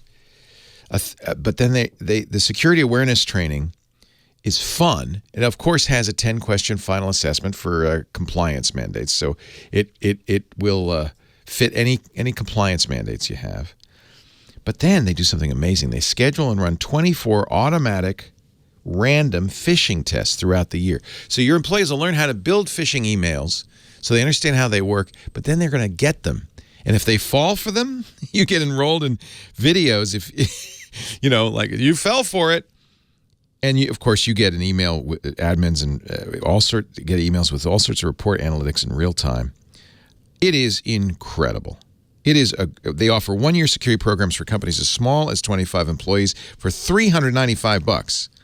They even have a single license gift card you can give to your family and friends that will test them with 2 phish tests a month for a full year, train them, and then test them. Look, you can't learn all the ways a hacker can con you and trick you, but Prylock will show your employees the psychology that's being used, how hackers think and work, and that is the best protection of all. Learn more at Prylock, Prylock.com/twit, and save 30% on top of that when you use the promo code Leo. Prylock.com, Prylock.com/twit, promo code Leo. This is the best training you can get, and it's not expensive. You've got to do this. Well, hey, how are you today? Leo Laporte here, the tech guy. Time to talk computers, the internet, home theater, digital photography. We're talking smartphones, smartwatches, all that jazz. 8888 Ask Leo, the phone number, 888-827-5536 if you want to talk high tech. 8888 Ask Leo. The website contains all the answers to your questions, especially if you ask them on the air, at techguylabs.com. And that's free. There's no sign up. You can also add your comments if you have a thought or you're yelling at the radio. You can put those comments in at techguylabs.com. Great conversation going on in the chat room about i7s versus i5s, motherboards, laptops for gaming, and so forth. But the consensus is that some of the deals at these big box stores are pretty amazing. And the support is very good, the return policy and so forth. So while I normally would say, don't get it from a big box store, if you're getting one that you're pretty sure is late model, I think that's a great way to go. Save a lot of money often. Old Chef Guy himself, Richard, online from Sonoma. Hello, Old Chef Guy. Oh, thank you so much. How about a new show? How about a new TWIP where it's This Week in Phone Photography? Oh, I love the iPhone photography. Yeah, that'd be a great idea. Photography. I mean, there are people out there doing dollies and steady cams and, amazing shooting. I think that'd be a great show. My friend Chris Marquardt, who's our photo guy on this channel, has a very good podcast called The Future of Photography, and they talk a lot about what is going on in camera phone photography these days. It's basically what we call computational photography. That's what Google is doing with its new Pixel 3. It's what Apple's doing with the iPhone. Google's a little bit more on the leading edge of this, but it's really remarkable. Google has a dedicated chip in the Pixel phones specifically for camera, and it does so much to the kind of not such good image that it's getting through this lens, because a camera phone lens is tiny, it's plastic. It's not expensive compared to the lenses you might use on a professional camera. But the results they're getting are amazing. And Google's about to turn on night mode on its Pixel phones. I think it'll work on Pixel 2 as well as Pixel 3. When the new camera software comes out with night mode, and that should be probably in the next couple of weeks, it's mind-boggling what they can do in almost no light. And I've seen some samples. So you're right. We were talking, this comes up because Old Chef Guy's in the chat room. We were talking in the chat room about a photo podcast. I do a bunch of podcasts. We used to do one on photography, but yeah, I agree with you. The what's going on in camera phone photography is fantastic, just amazing. And I'm at the point where I think nobody should buy a simple point and shoot camera if you have one of these incredible smartphones. And the Pixel 3 is the best one out there right now. Really remarkable. I'm slightly appalled at how often I reach for my Pixel 2 XL, which I love. Yeah. Versus my Olympus Mark II with a Pro lens. Isn't that funny? I mean, those are real. Olympus is a great camera, but you can, we were talking with Rishi Sanyal, who's the science editor at DP Review, a digital photography site owned by Amazon. It's really a great site, and he's of the opinion that these new camera phones, and he includes the iPhone XS and the Pixel 3, are as good as micro four thirds lenses, which is what you have with the Olympus, and are rapidly getting as good as the even bigger sensor APS-C cameras. I believe you'll get night sight on your Pixel 2 when the new camera software comes out. What it does is it goes down as low as a quarter of a second. And that means that's too slow to handheld, but it's going to take 15 frames with one press of the button. It does them very quickly, about 4 frames a second, maybe even more. Some of them are really slow exposure, really, really slow, which is on your Olympus how you would do it. You'd put it on a tripod, right, because your hand can't hold it steady for that long. And you'd open up the lens for a longer time to let more light in. So you won't handhold a camera phone. But what they'll do is they'll take 15 frames of different exposure lengths and then look at the ones that are crisp, even the parts of the image that are crisp, and use those parts in the image. And then parts that are moving, it will, or jiggling because of hand motion, it will use a faster shutter speed. So, the image, and if you search for Pixel 3 and Night Sight, you'll see a number of articles, and almost all of them now have comparisons. It's kind of remarkable. The other thing, of course, that camera phones don't historically do well is zoom. Optical zoom is no more than blowing the picture up, and that just makes it more pixely. But I've been very impressed with the zoom on the Pixel 3. I was able to get a zoom shot using a digital zoom that looked every bit as good as an optical zoom. So yeah, you may find your Olympus is soon to be obsolete. I've got a pile of cameras. I almost have more cameras than you. It's bad. I'm all the way back to Leica M3s. I mean, I still have some old Rollies. I've got a lot of cameras. So are you a pro or just an enthusiastic amateur? I was a pro, and now I'm an enthusiastic person who likes to go out and use photography as like my relaxation. Me too. I'm not trying to take pictures for profit, but it just gives me something to do when I travel. I love to travel, and I love taking pictures when I travel. My wife and I are both avid. She's an Olympus shooter. She loves her Olympus OMD, and it's really fun. It gives you something, and it's a new way of looking at stuff. I live in the audio world because of my business, so it's nice to do something that's visual, not audio, just as a change of pace. I think photography is just on the upswing. It's really exciting. I think the new TWIP. I'd come to the studio to sit on the new TWIP. I think I'd love to do it. The only reason I'm reluctant is we're adding shows especially now where there's a glut of podcasts. is always an expensive and risky proposition. We did a photography show for a long time. We're hoping we would get some real audience generated for it, but we weren't able to. I think what happens is people go where they're going to listen to a photography podcast from DP Review rather than my podcast network. So we cover tech news, help, and how-to, and I think we do a good job at twit.tv, and of course this show is part of it. But there didn't seem to be much of an audience for maybe that's changed, though. You might be right. Maybe if we did camera phones, maybe that would make a everybody big difference. I mean, the one thing that I think all the members of your audience have is they all have a phone. That's true. That's a good point. More so than a DSLR or a Micro Four Thirds or a full frame or any of that. Yeah. Everybody has a phone. Everybody's trying to make movies and do amazing things with phones. It is truly incredible. We were talking off the air about a movie that was shot with an iPhone. Was it Unsane? We were talking about when Google announced the Pixel 3, they said we were able to get cover shots on 8 big name magazines, including Architectural Digest, shot with a Pixel 3 phone. They're good enough, that's for sure. And it's something you have in your pocket all the time. I'm defaulting to the Pixel 3 XL right now. I like iPhones, but I think the Pixel 3 is pretty amazing.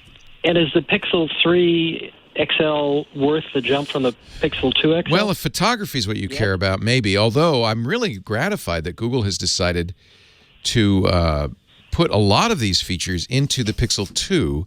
It also has a dedicated hardware chip for photography.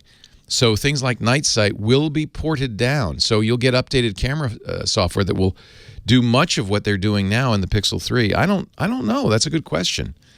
Maybe not. The Pixel 3 was a big upgrade in terms of the screen. The OLED screen is so much better on the Pixel 3. Nice to talk to you, old chef guy. 8888 Ask Leo. That's the phone number. We'll take more of your calls just around the corner. Stay right here.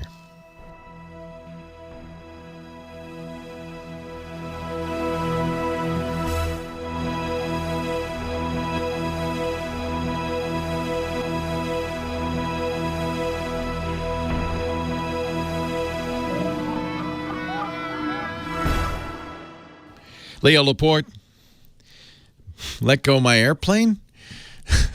The tech guy.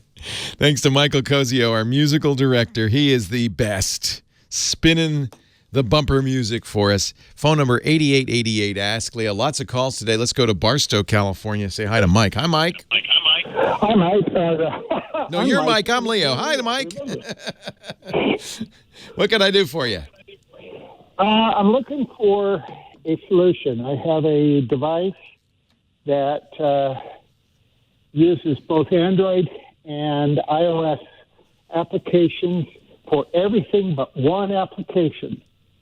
And that application, I need to be able to run on an Android. Oh, so you want an Android phone, but you want to run one iOS app on that Android phone. Well, it's a Samsung Galaxy tablet. Okay, Android tablet then. What's the iOS app that you want? In most cases, by the way, almost all of the big name apps are available on both platforms, but there are a few that aren't. What is the iOS app you can't get? It's called Stage Mix. And what does it do? It interfaces the tablet to a Yamaha TF5 mixing console. That is exactly the kind of thing that is proprietary, that often is only on iOS. They're just going to assume you must have an iPad because, well, why wouldn't you have an iPad, right? Well, the thing is, their monitor mix software, and some of their other software is available in both Android and iOS. Yeah. This particular one isn't. All you can do is it Yamaha, you said? It's Yamaha. Yeah, all you could do is pester Yamaha and say, you got to make this. Maybe they're working on it. Is the mixer you're using current? They still sell it? I'm in the process of installing it right now. So it's brand new. So one, you can hope that perhaps because it's brand new, they haven't yet made it. But they're looking at. I'll tell you, I can speak from experience. We looked at making an app for our podcast network, and we actually spent a lot of money on it with a developer. And we wanted to do iOS and Android, and it more than doubles the cost. It's a big deal. Usually it's a separate team because people who can write for iOS aren't Android developers, or sometimes, and this is what this company was going to do for us, they use software that works on both. They made, I guess, a bad choice of software. They never got an app running. They did, but it was so bad I couldn't possibly push it out. And we were out a lot of money. I don't want to tell you how much because it's embarrassing. So Yamaha, it's an economic decision, and they probably look and see, and they say, well, almost everybody who's doing mixing on stages is using an iPad, so we're not going to do it for Android. There's also the issue of there are a lot of different Android devices. If you make it for the iPad, it's easy because only Apple makes iPads. There aren't very many. If you make it for an Android platform, you don't know what you're getting. There's also another issue, which I think they've licked in the latest versions of Android they've been working on. Android is based on Linux. It uses a Linux kernel. And Linux has a built-in issue with latency that makes it very hard to use for real-time music applications. One of the reasons, and this is one of the big categories, is music, that iOS has a huge lead on Android and probably always will, because of this latency issue, and it's for live music applications. So it may well be that they don't feel like the Android platform is performant enough for them to even work on. So I'm just giving you all the potential reasons why they may not do it, but all you can really do is beg them. There is no way that I know of to run iOS apps on Android, period. I know that's what you really want. There's no way to do it. That's Apple's proprietary platform. It's the same reason you can't run Mac OS on a Windows machine. Well, you can, but they call it a Hackintosh for a reason. There's no Hackintosh that I know of that lets you run iOS on any Android device. It really requires Apple locks it down to a certain chipset. The difference is on Macintosh they're using standard PC components, Intel chips and so forth. That's going to change, by the way. It's widely agreed that Apple is going to move to using its own chips on Macintosh computers, chips it designs. And when that happens in the next couple of years, I think it'll be around 2020, you won't be able to run Hackintoshes either. But they've already got that kind of lock-in on iOS. So there is no such thing. I'm sorry. You're stuck with getting yourself an iPad. The good news is new iPads come out on Tuesday, or at least will be announced on Tuesday, and that usually means a price drop for older ones. And iPads now are down to $329 for the iPad they announced earlier last year. $329, and I bet you'll be able to get one for $250 with these new announcements. Jonathan in New Jersey, Leo Laporte, the tech guy. Hi, Jonathan. Hey, Leo, how are you? I'm well. How are you? Well, I was hoping you can help me. I had this weird issue with I think it's my modem or my router, and it just happened randomly. Usually on the mornings, that the wire connection drops. Yeah. And then it just restarts itself later in the day. Does resetting or rebooting your router fix it? It just sometimes just by itself comes back up. Okay. And then have you called your internet service provider? So the question is it you or is it your internet service provider? Well, I call Comcast. Oh, lovely Comcast. They say there's no way that's happening. Yes. Yeah. But they actually came in, and one guy came in and he took, I guess they have some kind of a damper, the cables or something like that. So he took that off, and he said that was probably one of the reasons why it was dropping. But it just keeps happening. And I noticed this because I have a Synology attached to my router, and then I start getting this. You get alarms. Yeah, you're offline. Yeah. Exactly. That's the beauty. Yeah. That's the beauty part of us having a NAS on your network. You're going to get alarms. Your network's down. Exactly. It's not unusual to see this happen on cable modem networks. at night. When everybody goes on Netflix, things tend to slow down. But actually dropping out like that, and that's different. And as long as you can isolate it to Comcast, I think it's up to them to fix. But it's hard for me to make. Hang on the line. Maybe I can make some suggestions off the air. Leo Laporte, the tech guy. More calls right after this.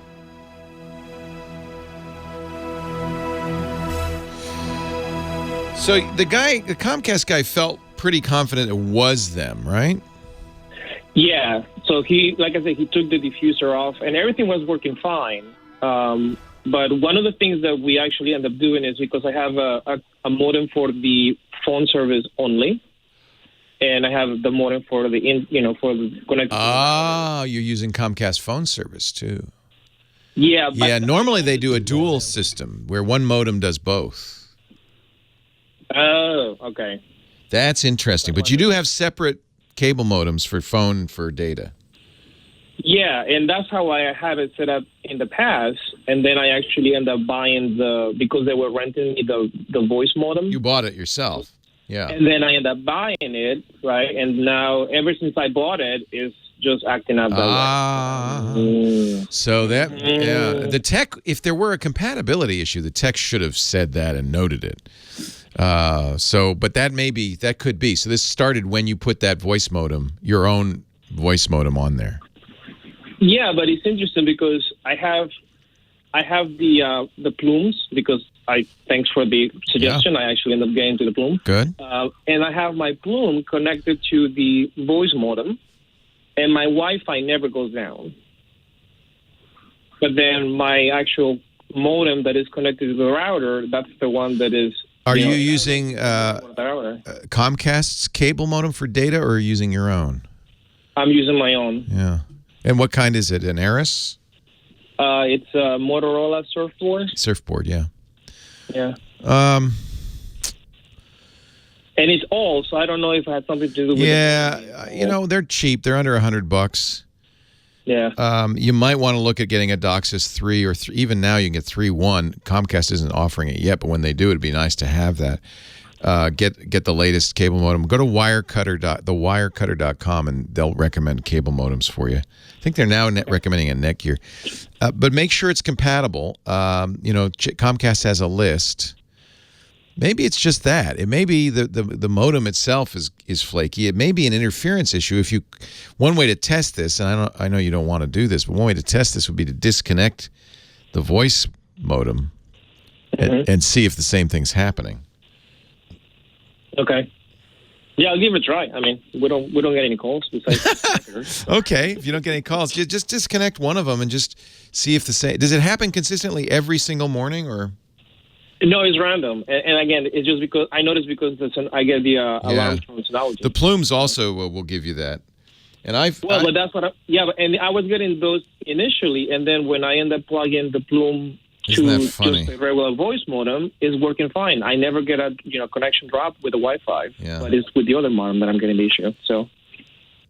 Yeah, I mean, it's interesting that the tech didn't do anything but take off the dampers. I feel like he was checking signal strength and all that, right? Yeah. And that's how he realized that there was something, weird. Hey, there goes the phone. You said you didn't get any calls. It's working. It's working. I would try what you got to do is troubleshoot by eliminating things. Yep. But ultimately, it's under $100 to get a new cable modem. That might, if it's an old one, that might be the solution. Okay. I'll give it a try. All right. Sorry, I can't help you more. Chat room might have some suggestions for you, or post it on the website. Yeah. I'm on it right now. Yeah, it's complicated. That's a complicated configuration, so hard to know. Good luck. Thank you very much, Leo. All right. Great to talk to you. All right. Take care, Jonathan. Bye-bye.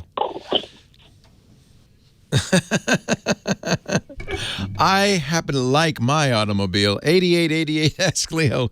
Leo Laporte, the tech guy. Back to the phones we go. Line 3, Brett, Woodbridge, New Jersey. Hello, Brett.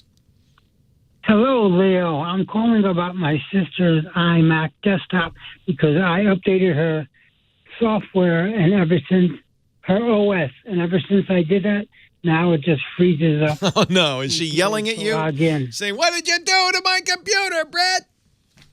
I should have never updated it. Never help anybody.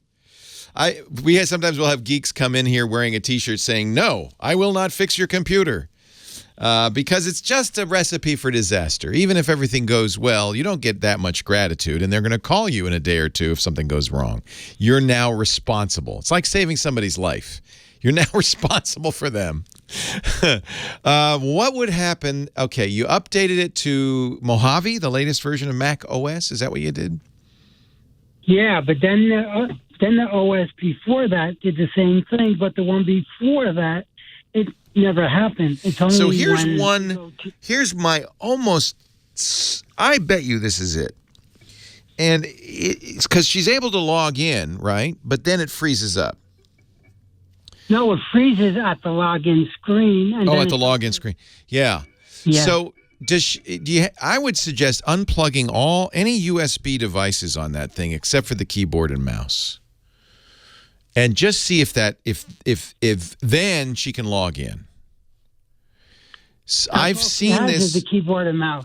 It doesn't have any external hard drives or anything like that? No, she doesn't have anything else hooked up. Oh, rats. I thought I was so smart.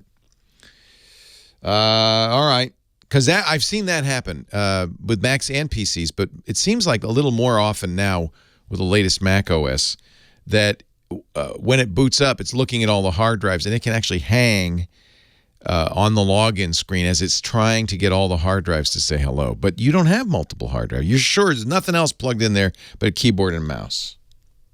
No, nothing else is plugged in. So now you have to go through the standard Macintosh diagnostics. So the first thing to do is, how old an iMac is it? Do you know? Probably 5 years, maybe. First thing to do is to reset the parameter RAM. And what you'll do is you'll reboot. Does she have data on that drive she does not want to lose? Yeah. Okay, so no, that's all right. Don't worry. Nothing's lost. I guess the first thing I do is shut down reset the SMC, because this is the easiest thing to do. So shut it down. Can you shut it down, or is it just frozen?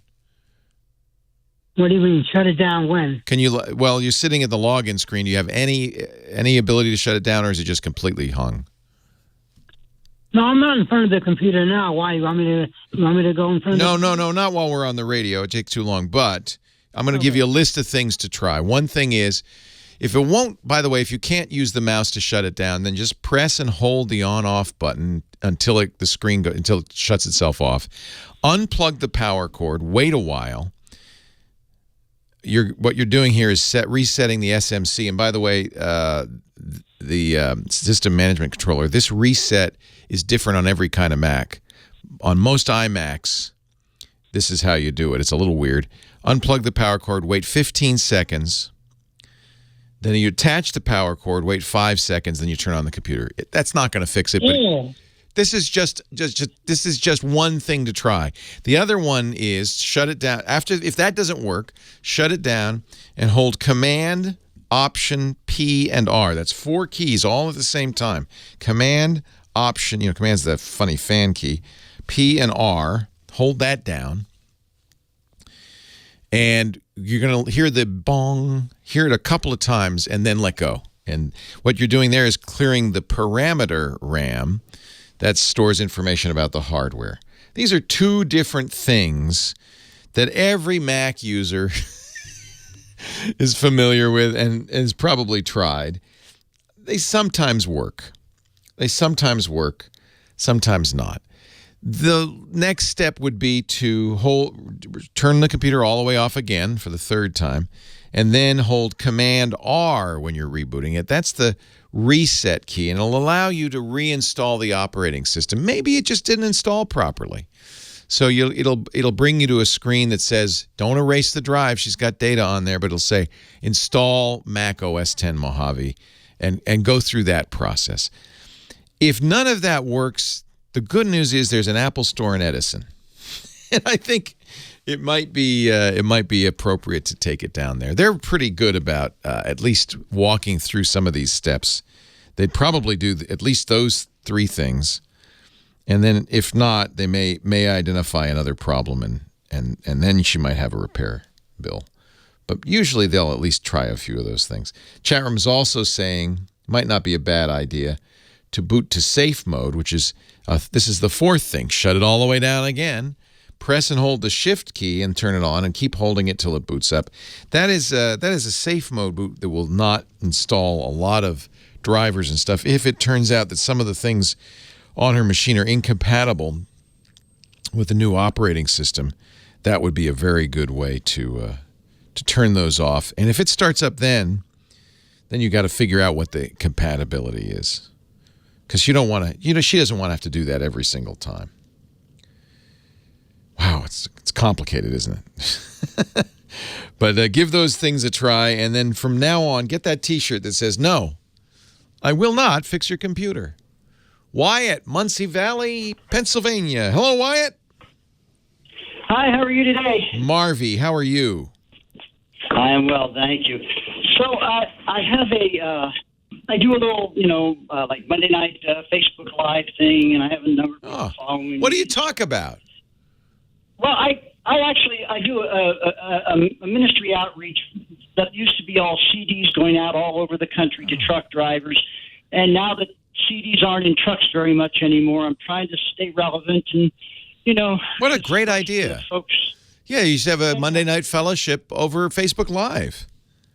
I do, and it's a variety type thing, so it's not like preaching and all that. It's just good dialogue, and I do a lot of Q&A, a lot of answering questions. Is it just for truck drivers?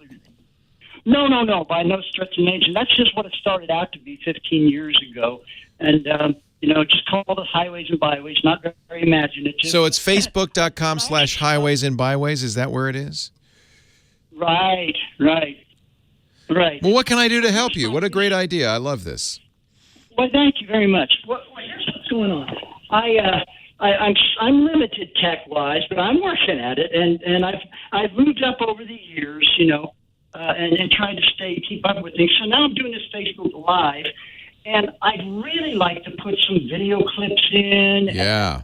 And I already figured out how to run some audio clips in through my soundboard, and I can play them for folks to listen to. But I really want to step it up, a little bit and be able to run some video clips. And here's the real big thing: to put some text up there while I'm talking and have it prepared ahead of time. The way I'm doing it right now is I put it on a Word document, I copy and paste it into my comments. And people are getting it that way, but I'd really like to step it up. So I have used, and I really like it. It comes from the folks at Livestream, a thing called the Mevo, M-E-V-O camera. Okay. And it comes with software that that will let you. One of the great things about it is it's a camera with its own audio. It'll follow you around. It has its own kind of director tool that runs on iOS or Android. And it'll let you do a lot of these things you're talking about. It's at getmevo.com. It's not free, but it's a very good camera. And I think the software, I would look, but I'm pretty sure the software will allow you to do all of those things like titles, lower thirds, additional video. And it's pretty slick. Getmevo.com.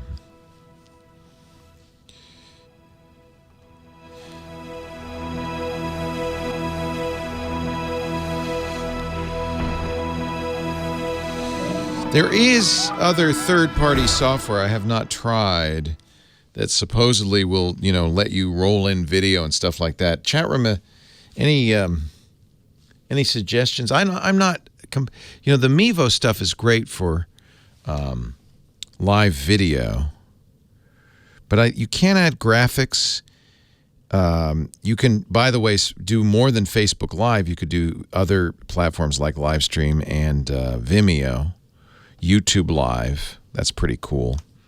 I feel like this is the most sophisticated solution. It's not hugely expensive, but it's not cheap either. I think it's $500 for the Mevo Plus. But that's about what a camera would cost, a decent camera would cost. I like the idea of being able to put it on YouTube at the same time as you put it on Facebook. See, that would be kind of cool. You stream in high def. You record in 4K. It does support Wi-Fi. It also supports local recording. I have one of these, and I've only used it a couple of times. Now that I'm not on Facebook, I have no opportunity to use that at all. Our show podcasts today brought to you by, well, actually in many ways brought. If you're watching after the fact on our site, you're watching JW Player. That's the most powerful, most flexible HTML5 video platform, and it's the platform we've used at Twit for a long time because we can white label it. It doesn't have to say YouTube or some other company in the lower corner there. We can control exactly how it works. It's really the best way to watch video. And, if you watch video online, you've been watching JW Player. The best, everybody uses it. Washington Post, Business Insider, Vice. And the thing is, you won't see, you don't know. You can tell, I'll give you a little trick. It's certainly true on our video. If you right-click on it, you can see the About box, and it'll say JW Player. 500,000 websites rely on JW Player to deliver video to their audiences. And frankly, if you are putting video on your website, you should use it too.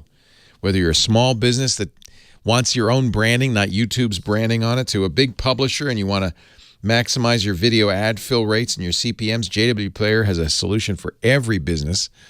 I talked to JW on Triangulation a couple of months ago. Great guy. And really, that's a lot of what they're talking about these days is ad insertion and getting around ad blockers and so forth. If you're ready to take control and upgrade your video experience, here's what JW Player brings to the table. It's the fastest player. He was saying people have gotten so impatient. Used to be you'd wait for a video to start 10 seconds, 20, maybe not 20, but 10 seconds. He said the drop rate after 3 seconds is like 50%. If you don't start right away, people go, I'll go see another video. So they've worked really hard to make this no buffering, instant launch. It's completely customizable to match your brand. That's one of the reasons we love it. With a great API, we love that too. You get a video CMS for uploading and managing your videos. You get a powerful and easy-to-use suite of APIs to enhance player functionality and get video analytics, very important to us. If you run video ads, you can maximize your fill rates and CPMs. They do a lot of very smart, very effective stuff. Visit jwplayer.com/twit. We love it.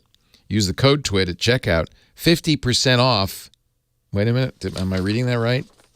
50% off your business subscription. Holy cow. This is a very limited time exclusive offer, so don't delay. jwplayer.com/twit. Use the code TWIT at checkout and get 50% off your business subscription. That's a heck of a deal. jwplayer.com/twit. We thank them so much. For years, we've been using it on the Twit site. Many years. But, man, they're giving you a great deal. Maybe we can get in on that deal. jwplayer.com/twit. Use the offer code TWIT. We thank them for their support of Twit and the Tech Guy podcast. Leo Laporte, the Tech Guy. We're discoing. And when we disco, we always like to do it with the king of disco mads, maddest writer, our very own gizmo wizard, Dick DeBartolo. Hi, Dickie D. Leo, how you doing? I am very, very well. I am very, very well. Good. How are things in Disneyland? Is it snowing we're getting the end of a nor'easter here. Oh. And so the winds were high. The tides were incredibly high. Fortunately, I have a drop cam on my camera, on my boat. Yeah. So I one piling that's very short. And at high tide, I'm going, no. Are you afraid it'll tear its moorings off? You know what? During Sandy, Dennis and I snuck down because the park was closed. And the one of the 4 rings that holds my boat in place rode up and off the piling. What? That's a dumb design. I guess that's better than sinking the boat, though. Yeah. And as a miracle, when the tide went out, the piling caught the ring on the way down. Oh my goodness! So it was like a basket. Yes, it was nothing but net. Wow, that's impressive. Yeah, it was impressive because a lot of the other docks pilings didn't come down evenly, and they went through the docks and they sunk one boat. Wow. Anyway, Photo Expo is in town, Photo Plus. Oh, you know me. I love the photos. I know you do. Yeah. But, I look for the lower price things that I can understand. So when Fuji sent me a press release that they're introducing an instant print camera. By the way, can I have that disease where you don't understand anything that costs too much? Yeah. I need that. No, because I don't have it with boats. When it comes to boats. Yep. I understand expensive boats, he says. Yeah, exactly. Do you want the doorknob with the anchor on it? It's $10,000 extra. Oh yeah. Oh sure. Yeah. Who wouldn't? Who wouldn't? So this is a low price product. This a low price compared to what they were showing, the $10,000 cameras. And so Fuji sends me an email that their new instant print camera can do video. Ooh. And I'm thinking, now that's got to print like 30 pictures a second. So this has got to be something amazing. So when I got there and I said, where's this video? They said, well, wait a minute. The press release is a little over the top. What we do, we have a new instant camera that shoots 15 seconds of video that you can view. You can save to the camera, save to the SD card, but you obviously can't print it. What you can do is use our little jog dial to print the best picture. Oh, but that's okay. Yeah, you can't print video. That'd be crazy. Well, I was hoping for that. Wow, I like crazy. It's moving. I like crazy. It's amazing. It's moving. Yeah. So this new camera is called the Square SQ20. It was released on October 20th. I see Amazon's going to have it in stock starting in November. It has some other tricky things. It uses their new 2.4 by 2.4 square instant film. So is that Instax? Yes, exactly. Okay. It's the Instax line, and they're coming out with one from Perry. What is the star? Tyler Perry? Katy Perry. Katy Perry model. Yeah. Okay. So that would sell a little better than the Tyler Perry model. Yeah, exactly. Although he could make a movie on one of these and print it out. There you go. Yeah. But it has like 16. You can make a collage. It's so funny that Polaroid. Basically, this is Polaroid film. No, absolutely. And Leah, so a couple of years ago, I said, "What is the market for this?" So a few years ago, they said it was kids. The kids don't know Polaroid. This time, I said, "Is it still kids?"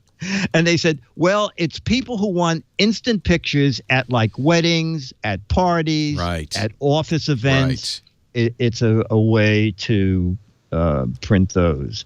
And the film's a little more expensive if you buy a single pack. A single pack is $15 for 10 pictures. So now it's $1.50. But I searched on Amazon, and there are people selling 2 packs of the square film for $20. So it brings it back down to $1. That's sort of been the price for quite some time now. Very nice. Yeah. Very nice. So. Instax is kind of cool. Instax SQ20, because there are like 6 Instax now. The square, it shoots square pictures. Yes, yeah. And it shoots square video. But it doesn't print it. People. for squares. Yeah. Yes, exactly. Nice. Exactly. Dick is a round peg in a square hole, which fits better than a square peg in a round hole. So I've tried both. I don't judge. Gizwiz.biz is his website. You have not yet posted this on your site, Dick. I have not. My gosh. Okay. He'll put it up there. It'll be live in about 2 seconds. Yeah, click the button that says the Gizwiz visits the tech guy. But while you're there's so much other stuff. It's so much fun to visit, Dick, including it looks like you're wearing a plate of food on your head. That's a new game, I gather. Oh, my God, yes. Chow Crown. silly games are big. Chow crown. Crown. You It's put a food crown on of forks, food. and it spins on your head, and you have to eat it as it goes. Watch the video at GizWiz.biz. Play the What the Heck Is It game. You'll have only till Halloween to get a chance to win an autographed copy of Mad Magazine. There's also GizWiz.tv, his podcast. Dickie D, always a pleasure. Thank you, sir. The same. And I will see you next week. On the morrow, or next week. Okay. Whatever on the morrow means. 7 morrows from now. 7 morrows. On 7 morrows. Thank you. Take care. Take Bye. care. Last call of the day, Peter in Toronto. Hello, Peter. Hey, Leo. Long-time fan. Remember when you used to do the show up here? So, I did. I love Toronto. I miss it. What can I do for you? Just a quick question. I just recently upgraded my iPhone to iOS version 12.0.1. Yes. And I'm finding, I don't know if it's the version, but the text messages don't go through right away. And I Googled it. And, So you're sending messages to people and they're not getting them? well, it's slow. It gets stuck. You're getting... I think the first thing to do is call your carriers at Rogers or who's the phone company? I'm with Rogers. Yeah. But, I think that's the first thing to do because they're the ones handling it. Now, messages, if it has 2 ways of sending. They can send it as a text, traditional SMS text message through Rogers, but they can also use your data. And it may be that the data, are you on Wi-Fi when it's slow? I don't have a problem if I do use like WhatsApp or... You don't have a problem. Okay, good. So it's just this messages program. I wonder, is it only with certain people or is it with everybody? Everybody. Everybody. And when you say slow, you'll press send and then how long? Like up to 3 minutes. Yikes. Yeah. That ain't no good. Yeah. Do I see a green bar at the top of the... Have you rebooted the phone just to make sure it's... I turned off iMessage and turned it off, rebooted. Yeah, rebooted. Yeah. You maybe call whoever you got the phone from, whether it's Apple or Rogers, and it might be related to a Rogers issue. I'm not sure. Out of time, unfortunately. I want to thank you all for being here. Thanks to Michael Cozio, our musical director, Kim Schaffer, the phone answerer. Thanks to you for joining me. Leo Laporte, the Tech Guy. Have a great Geek Week. Well, that's it for the Tech Guy Show for today. Thank you so much for being here. And don't forget, TWIT, T-W-I-T. It stands for This Week in Tech, and you'll find it at twit.tv, including the podcasts for this show. We talk about Windows on Windows Weekly, Macintosh on Mac Break Weekly, iPads, iPhones, Apple Watches on iOS Today, security on Security Now. I mean, I can go on and on and on. And, of course, the big show every Sunday afternoon, This Week in Tech. You'll find it all at twit.tv. And I'll be back next week with another great Tech Guys show. Thanks for joining me. We'll see you next time.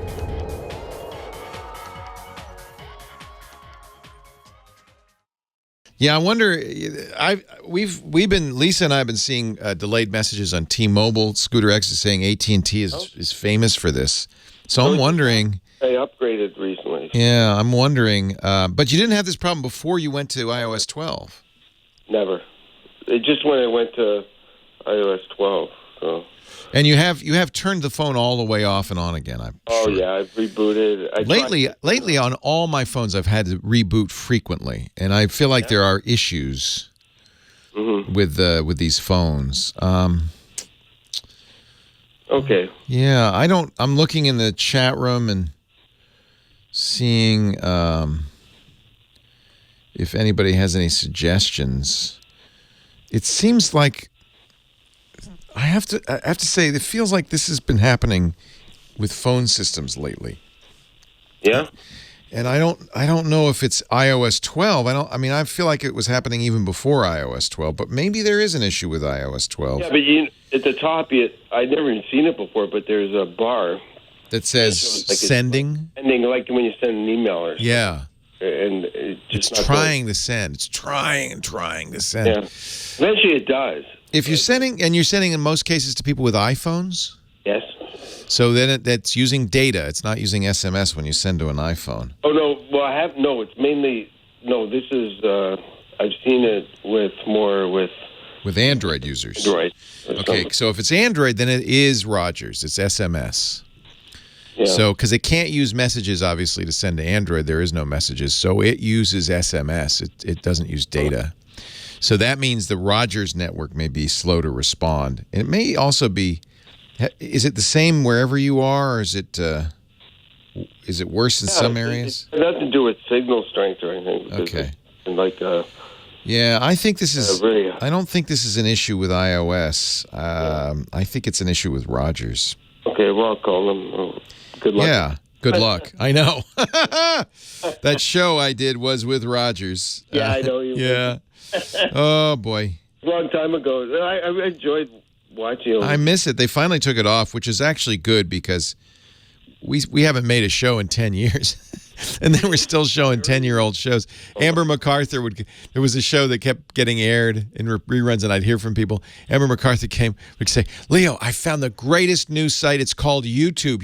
It's just fantastic. And people were saying, you just discovered YouTube? Yeah, 10 years ago. I used to enjoy it. And it was fun. I watched it before that in the satellite dish. Oh, thank you. Yeah, I miss doing that. That was a lot of fun going up there, and I really got to know Toronto pretty well. And, of course, I have many friends up there. Then they moved to Vancouver, and I loved Vancouver, too. Yeah. I've got a soft spot in my heart for Canada, that's for sure. Well, yeah, I would guess if it's mostly happening with Android people, that you don't get that with iPhone people. That's an important bit of data. Okay. If it goes through pretty quickly with iPhones and it doesn't go through very quickly with Android, and it's almost always that way, and you should kind of start noticing that because it uses a different path for Android phones.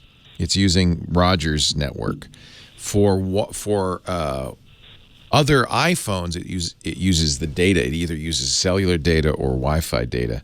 So that's completely different. And maybe I think SMS is getting worse because they don't want anybody to use SMS, right? Yeah. So I think that maybe, these phone companies, because the same thing's happening to my wife on T-Mobile, and Scooter X says it's happening to him on AT&T. I feel like this is the cell phone companies wanting to give up on SMS. Yeah, but it's getting more popular.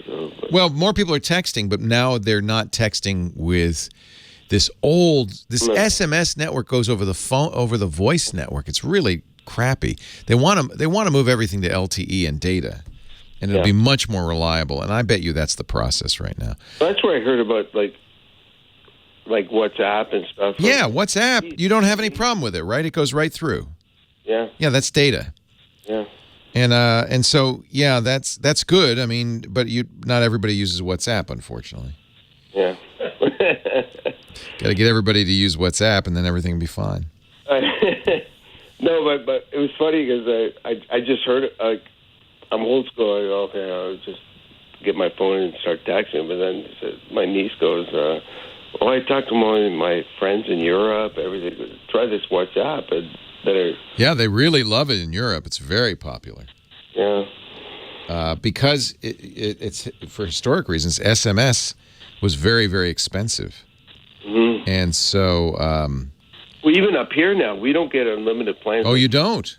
No, I got to pay for U.S. tax. It's ridiculous. Yeah. Ridiculous. Well, it's really good to talk to you, Peter. I appreciate it. Thanks for your support in Toronto. Yeah. I want to get up to Massey Hall someday soon and go back. I saw some great shows there. Man, I love Massey Hall. All right. We'll talk later. Thanks. See ya. Bye.